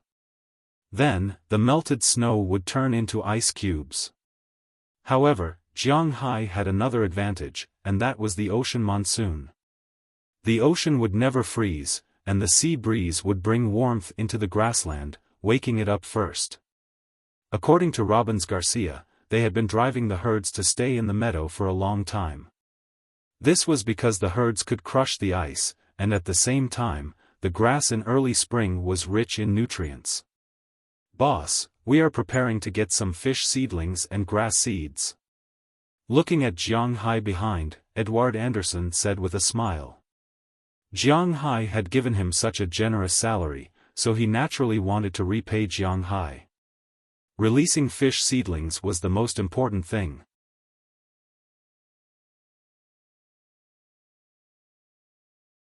Chapter 956. "Hi, Mr. Jiang, Ai Dehua, you're here." Aniva, nicknamed Iron Bull, shouted loudly at Jiang Hai from afar. Hearing his voice, Jiang Hai also turned the steering wheel and drove in the direction of his shout. Not long after, the car stopped about 5 or 6 meters in front of him. Then Jiang Hai and Edouard Anderson got out together. As soon as they got out, Aniva greeted them with a big smile. Jiang Hai had been back for 3 days. In these 3 days, Jiang Hai first comforted his women at home, especially Qi Jia and Qi Ya who had returned. These two girls were taught a lesson by Qi Li at home, so they were also full of anger. Now that they saw Jiang Hai, they couldn't help but feel angry. In the past few days, they had been teaching Jiang Hai a lesson. Of course, their so-called teaching was teaching Jiang Hai a lesson in bed. They were determined to get pregnant before Qi Li. Unfortunately, there was no movement at the moment. These days, Jiang Hai was occupied by them at night. During the day, he was not idle. After being busy for 3 days, he was finally able to go out of the house. After all, his women sometimes did have some small tricks up their sleeves, but when it came to making a living in the manor, they still understood the importance of it. Buying fish seedlings could be said to be a big deal, so they had to temporarily put aside the matter of dealing with Jiang Hai. So today, Jiang Hai came to the port of Boston with Edouard Anderson. As for Azalina, who was supposed to follow, Jiang Hai did not let her follow. He wanted to live a life without women. It was really too tiring. With Jiang Hai's own strength and confidence in Boston, Azalina did not force Jiang Hai to take them with him. They were happy to stay at home. Jiang Hai and Edward Anderson drove away. After arriving at the dock, Aniva, who had already greeted them, appeared immediately. It was obvious that he had been waiting for a long time. Speaking of which, Aniva was different from before. When Jiang Hai first bought his fish seedlings a few years ago, this guy could only be regarded as a lower-middle businessman here. After all, there were many people who had bigger territories and more varieties than him. In addition, he was a black man. Although there were many good black people in the United States, white people and even yellow people did not trust black people that much. If it were not for Edward Anderson's recommendation, Jiang Hai might not have come to him to buy fish seedlings. Most importantly, Americans did not like to raise fish seedlings. They preferred to go to the deep sea to catch fish, so the fish seedlings did not sell well. But as the saying goes, a scholar who has been away for 3 days must be looked at with new eyes. Not to mention, Jiang Hai had not seen him for nearly 2 years. Ever since he sold the fish seedlings to Jiang Hai, his business was still like this in the first year, half dead. But everything changed in the second year. When Jiang Hai's seafood went on the market, everyone felt the benefits of Jiang Hai's seafood. So many people were inquiring about where Jiang Hai's fish came from, because they knew that Jiang Hai also bought his fish seedlings. After asking around, they finally heard about Aniva. His side became popular because the quality of the fish he sold was good, and the price was not expensive. Most importantly, it was possible to raise Jiang Hai's fish. Therefore, everyone was moved by his offer. Over the past year, Aniva's fish seedlings business had grown bigger and bigger. He had also borrowed money from the bank and expanded his original fish seedlings business by 5 times, but the supply still could not meet the demand. A large number of people came to buy them. Although the fish he raised might not be as good as Jiang Hai's fish, his business was still very good. The quality was there, so even if he could not raise Jiang Hai's fish, there were still people willing to do business with him. Now, in the past year, he had jumped to the top 10 among Boston's fish seedlings merchants in one fell swoop, and he had the intention of catching up. It was not a good thing. However, as the saying goes, one should not forget the person who dug the well when drinking water. Although business was business in the eyes of Americans, he was still very grateful to Jiang Hai. After receiving a call from Edward Anderson to pick seedlings, Jiang Hai's fish were all personally selected by him. Of course, he did not raise them himself, but he ran around the country and finally selected the best quality and largest seedlings. Today, Jiang Hai came to see the seedlings, sign a contract with him, and choose the seedlings to buy. "Hey, Iron Bull, I heard that your business here is getting bigger and bigger." Looking at Aniva, Jiang Hai smiled and said. Jiang Hai didn't mind the stench on Aniva's body and hugged him. Aniva was also very happy about this. One must know that black people with good temperament were also a bit strange. When he made friends, he basically only made friends with people of the same level.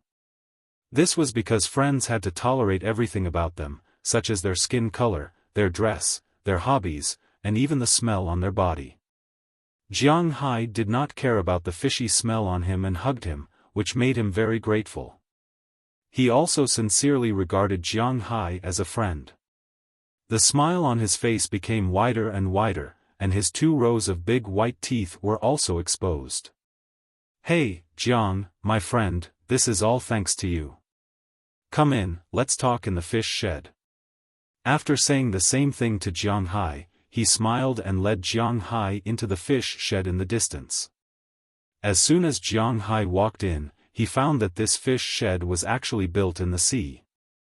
It was the same as the last time he came here, but the scale was much bigger. "I have 10 fish sheds like this one, but the best seedlings you want are all here." Seeing the curiosity in Jiang Hai's eyes, Aniva smiled and said. Then he led Jiang Hai and Edward Anderson to a huge net cage. He started the machine next to him and slowly lifted the net cage up. Then some small fry were pulled up by the net cage and floated to the surface. Eniva then scooped up a handful of fry and showed them to Jiang Hai. Jiang Hai nodded and said, I'm sorry. At the end of November last year, Brother Edouard told me the types of fry you want this year. I specially found these. Take a look. Eniva said as he handed the fry to Jiang Hai and Edouard Anderson. After a successful breeding, Edouard Anderson also had confidence in this water area. No matter how this mysterious water area was formed, it had nothing to do with him. He only knew that this water area could make a lot of money, and he would honestly work for Jiang Hai in the following days. This was the most important thing. So in November last year, Edward Anderson, whose confidence had doubled, asked Eniva to get some good seedlings. If Jiang Hai wanted to buy them, he would also buy this kind of high-grade fish. In fact, it was reasonable to say that the American red fish was a good fish, but Jiang Hai was no longer interested in it. He wanted better fish. Now in the hands of Jiang Hai and Edouard Anderson, there was a better fish, white pomfret.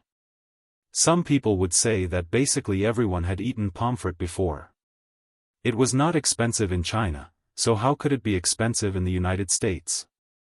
In fact, those who would say this basically knew nothing about pomfret. Pomfret, also known as mirror fish, could be divided into many types. The worst was the silver pomfret, followed by the golden pomfret, red pomfret, freshwater white pomfret, knife pomfret, black pomfret, gray pomfret, spiny pomfret, spotted pomfret, snowflake pomfret, South American pomfret, striped pomfret, and so on. There were different types of pomfret, and the price difference was quite big.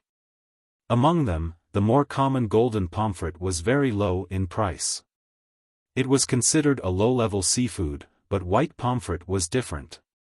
White pomfret was divided into two types, freshwater white pomfret and white pomfret. This kind of fish was mainly distributed in the Indian Ocean and the Pacific Ocean. It was not found in the Atlantic Ocean.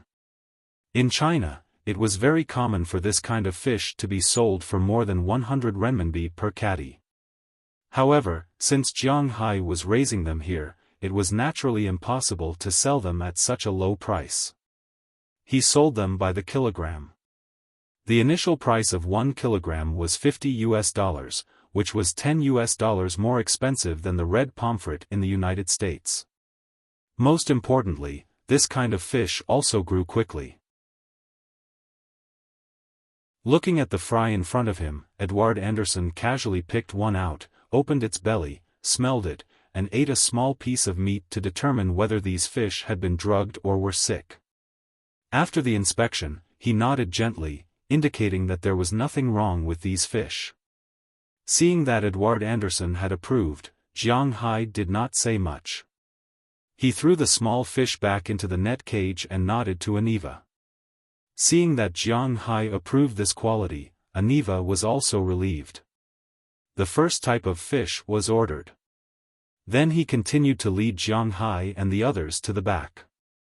The second net cage was the tuna he specially picked, the so-called bonito. However, their bonito was different from the general Pacific bonito, the so-called small tuna that could not grow up. This kind of bonito could be regarded as a giant bonito. Jiang Hai only took the elite route. If it was an ordinary small tuna, he would be too lazy to raise them.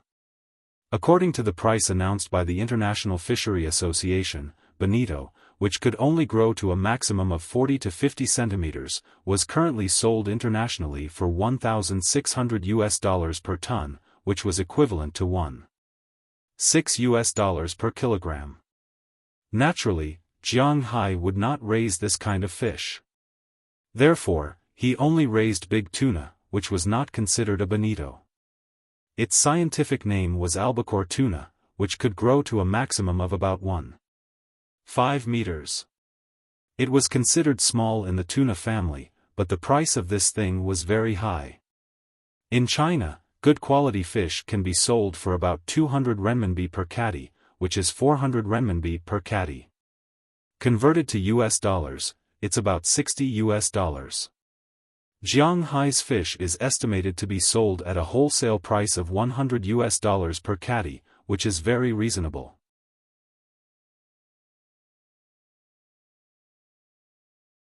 Chapter 957.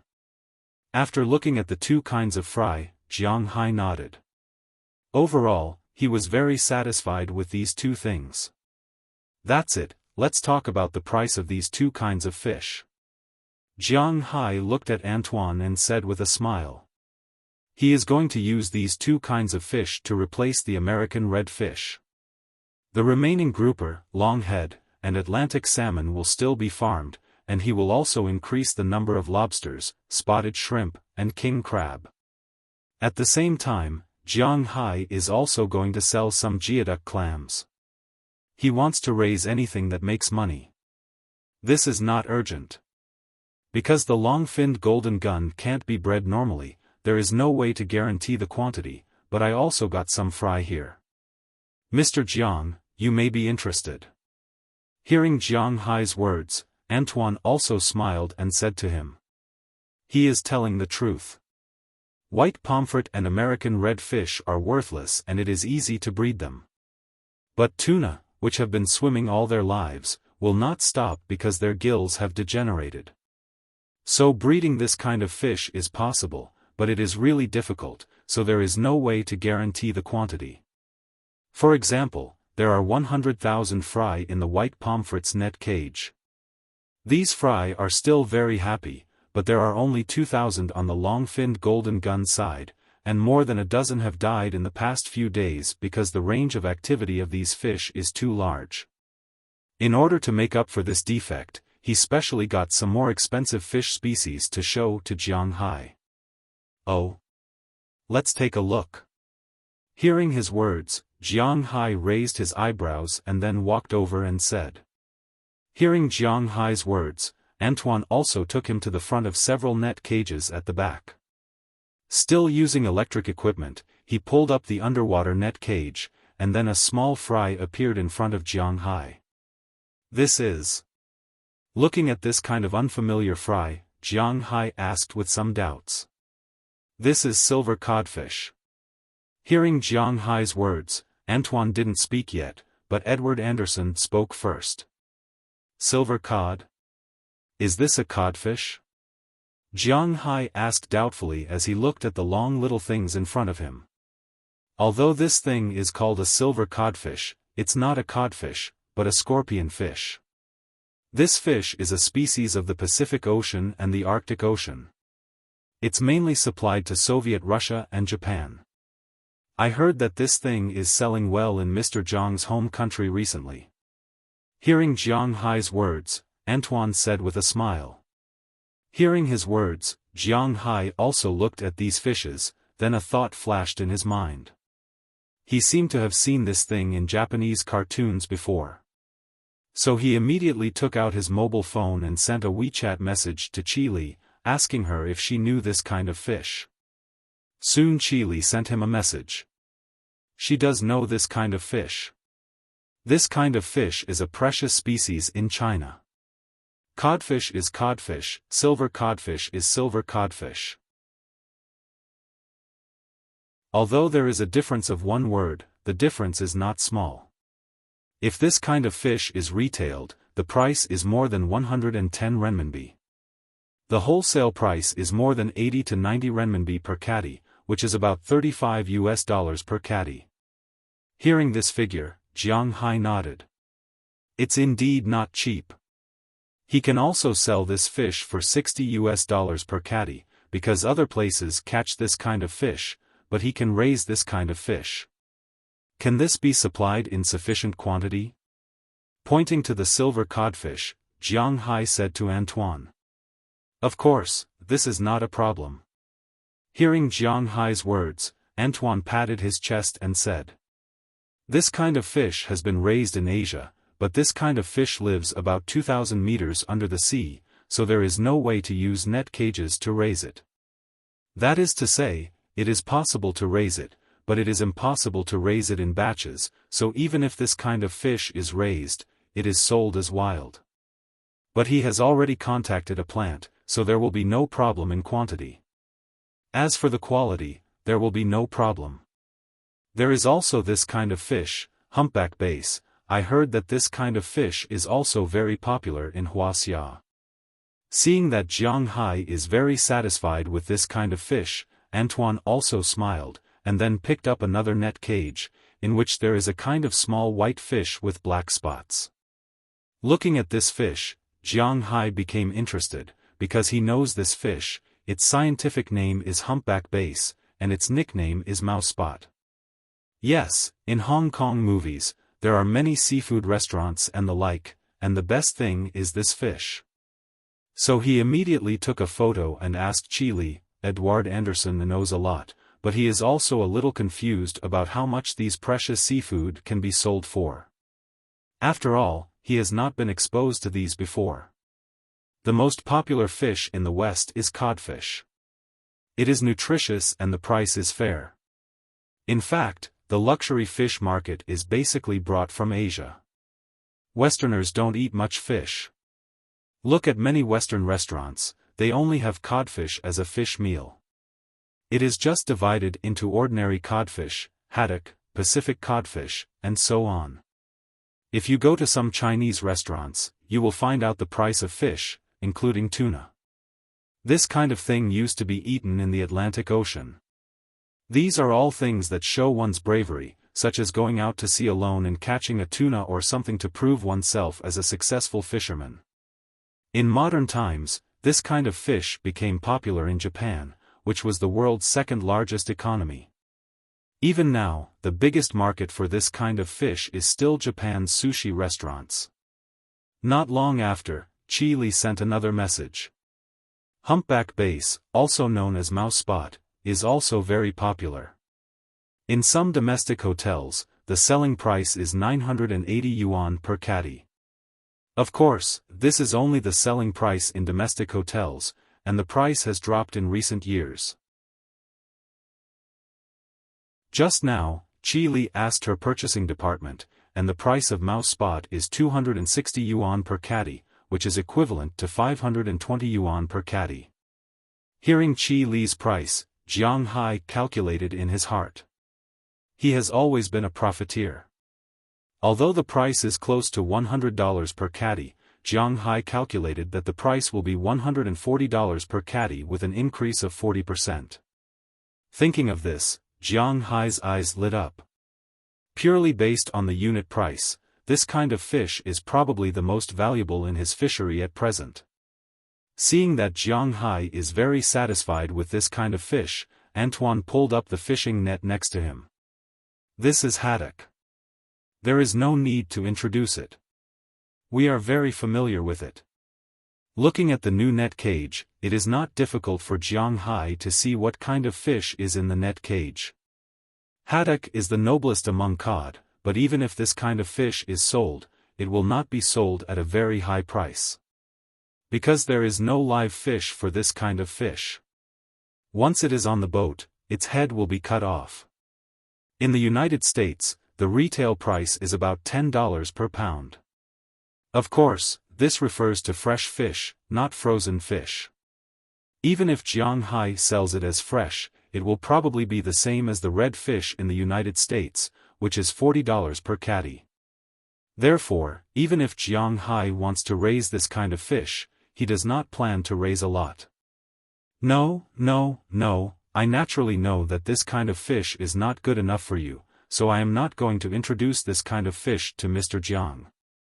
I want to introduce this kind of fish. After hearing Jiang Hai's words, Antoine immediately shook his head and pointed to a small net cage next to the haddock. It is a very small net cage. Looking at the fish in the net cage, Jiang Hai can't help but be a little surprised. This kind of fish had a slender body. Although it was only a seedling, it could be seen that once this fish grew up, it would belong to the slender type. The color of this fish was a bit too bright, it was actually red with a slight pinkish color. This is the eastern star spot. Looking at this kind of fish, Jiang Hai can't help but secretly click his tongue. He knows this kind of fish. To be exact, he has eaten it before. He has eaten this kind of fish once when he was on a mission in the capital. To be honest, the taste of this fish is average. It is not particularly good, but it is definitely not bad. However, in Jiang Hai's opinion, the taste of this fish is a little worse than his longzhu. Especially after knowing that this kind of fish is called the Eastern Star Spot, Jiang Hai muttered in his heart, Eastern Star Spot, is there a Hong Star Spot? This name is probably given by the people in Hong Kong. But even so, no one can raise the price of this thing. Jiang Hai once quietly asked. This kind of fish is pure and wild, produced in the Dongsha archipelago of Wuxia. It is more than 800 yuan per catty. The second-class magenta fish with black in it is called Audong. It is more than 700 yuan per catty. The third-class magenta fish is slightly pink. Even if it is artificially farmed, it is also about 600 yuan per catty. Now, the fry in front of Jiang Hai are naturally artificially farmed, but Jiang Hai is confident that he can raise it into the wild. In that case, the price of this kind of fish is 800 yuan per catty. 1 kilogram is 1,600 yuan, which is more than 200 yuan per US dollar, close to 300 yuan per US dollar. Then I will sell it for 300 yuan. 300 yuan per catty fish. After thinking about it, Jiang Hai can't help but take a deep breath. 300 yuan per catty. Under Jiang Hai's cultivation, this fish can grow to 1 kilogram in a year. If he buys 1 million fish, it will be 1 million kilograms. That is to say, it is worth 300 million yuan. What if it is 10 million? 3 billion yuan. Thinking of this, Jiang Hai's eyebrows unconsciously twitched. It seems that, maybe, he suddenly lost interest in the bluefin tuna. Bluefin tuna, this thing, it takes a few years to grow to a particularly large size. If I have this time to raise the Eastern Star Spot, maybe, I can earn more than raising bluefin tuna. What's more, he has no place to buy bluefin fry. He can only rely on the bluefin tunas in his own fish farm to slowly reproduce. Thinking of this, Jiang Hai's eyes narrowed. He had to make a good calculation. Originally, he was only going to buy some white pomfret and golden longfin spears. But now, he was a little shaken.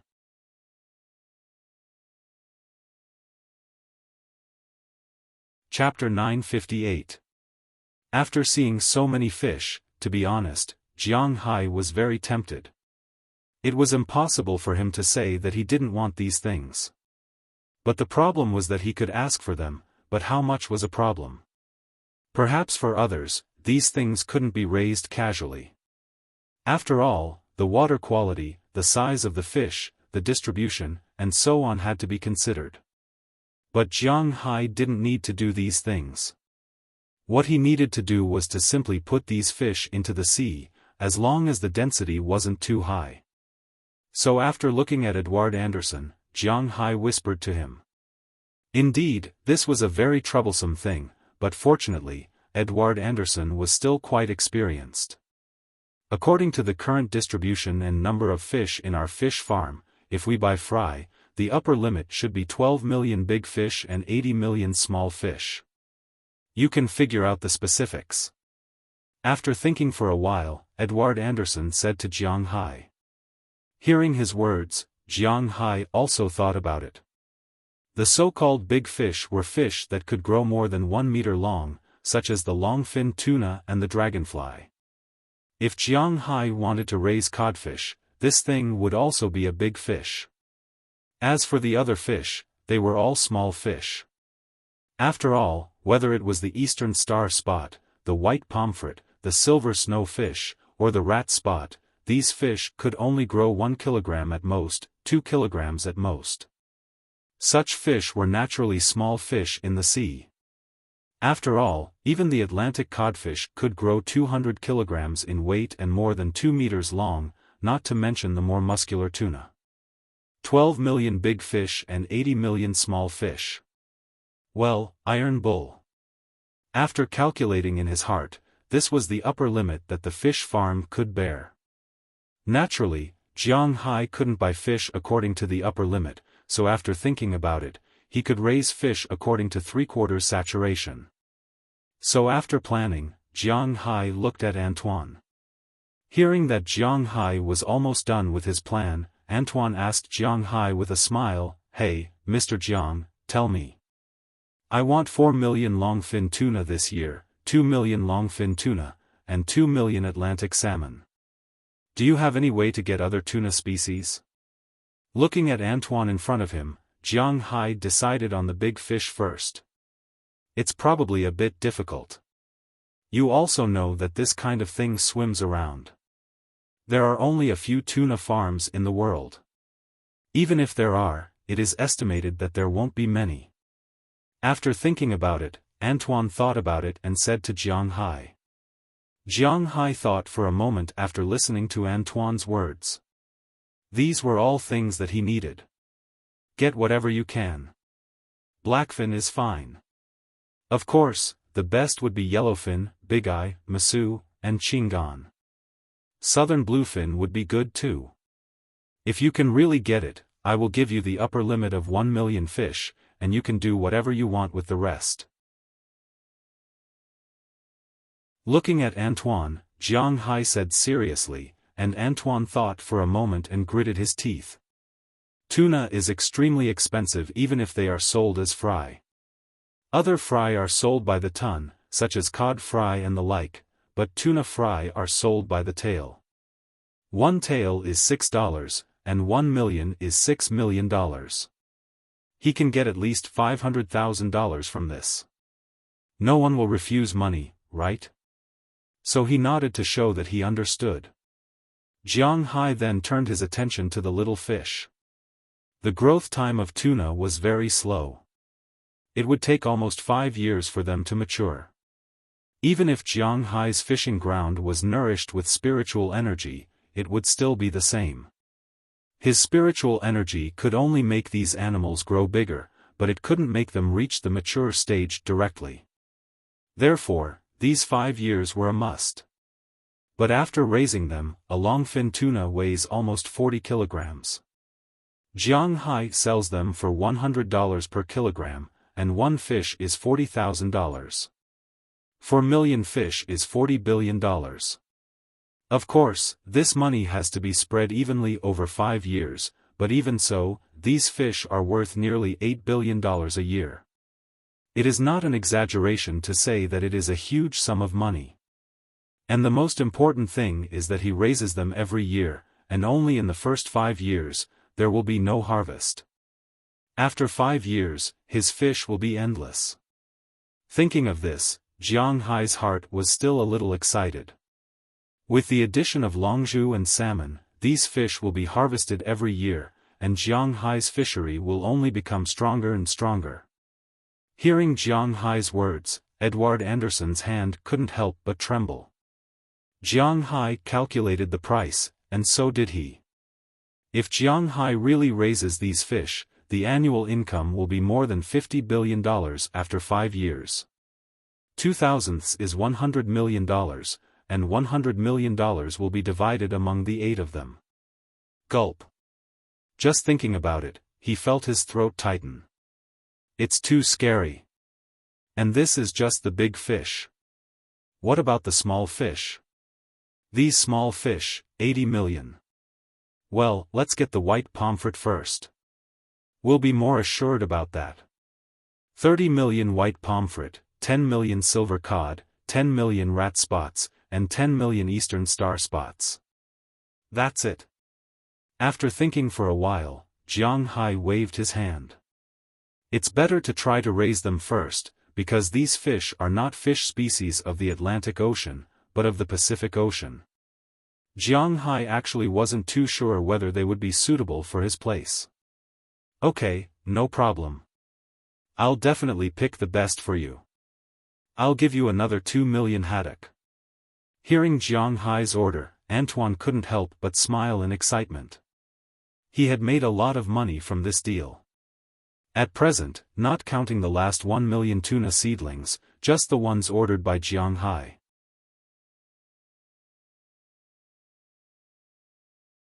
Fortunately, he didn't have to pay all this money in one go.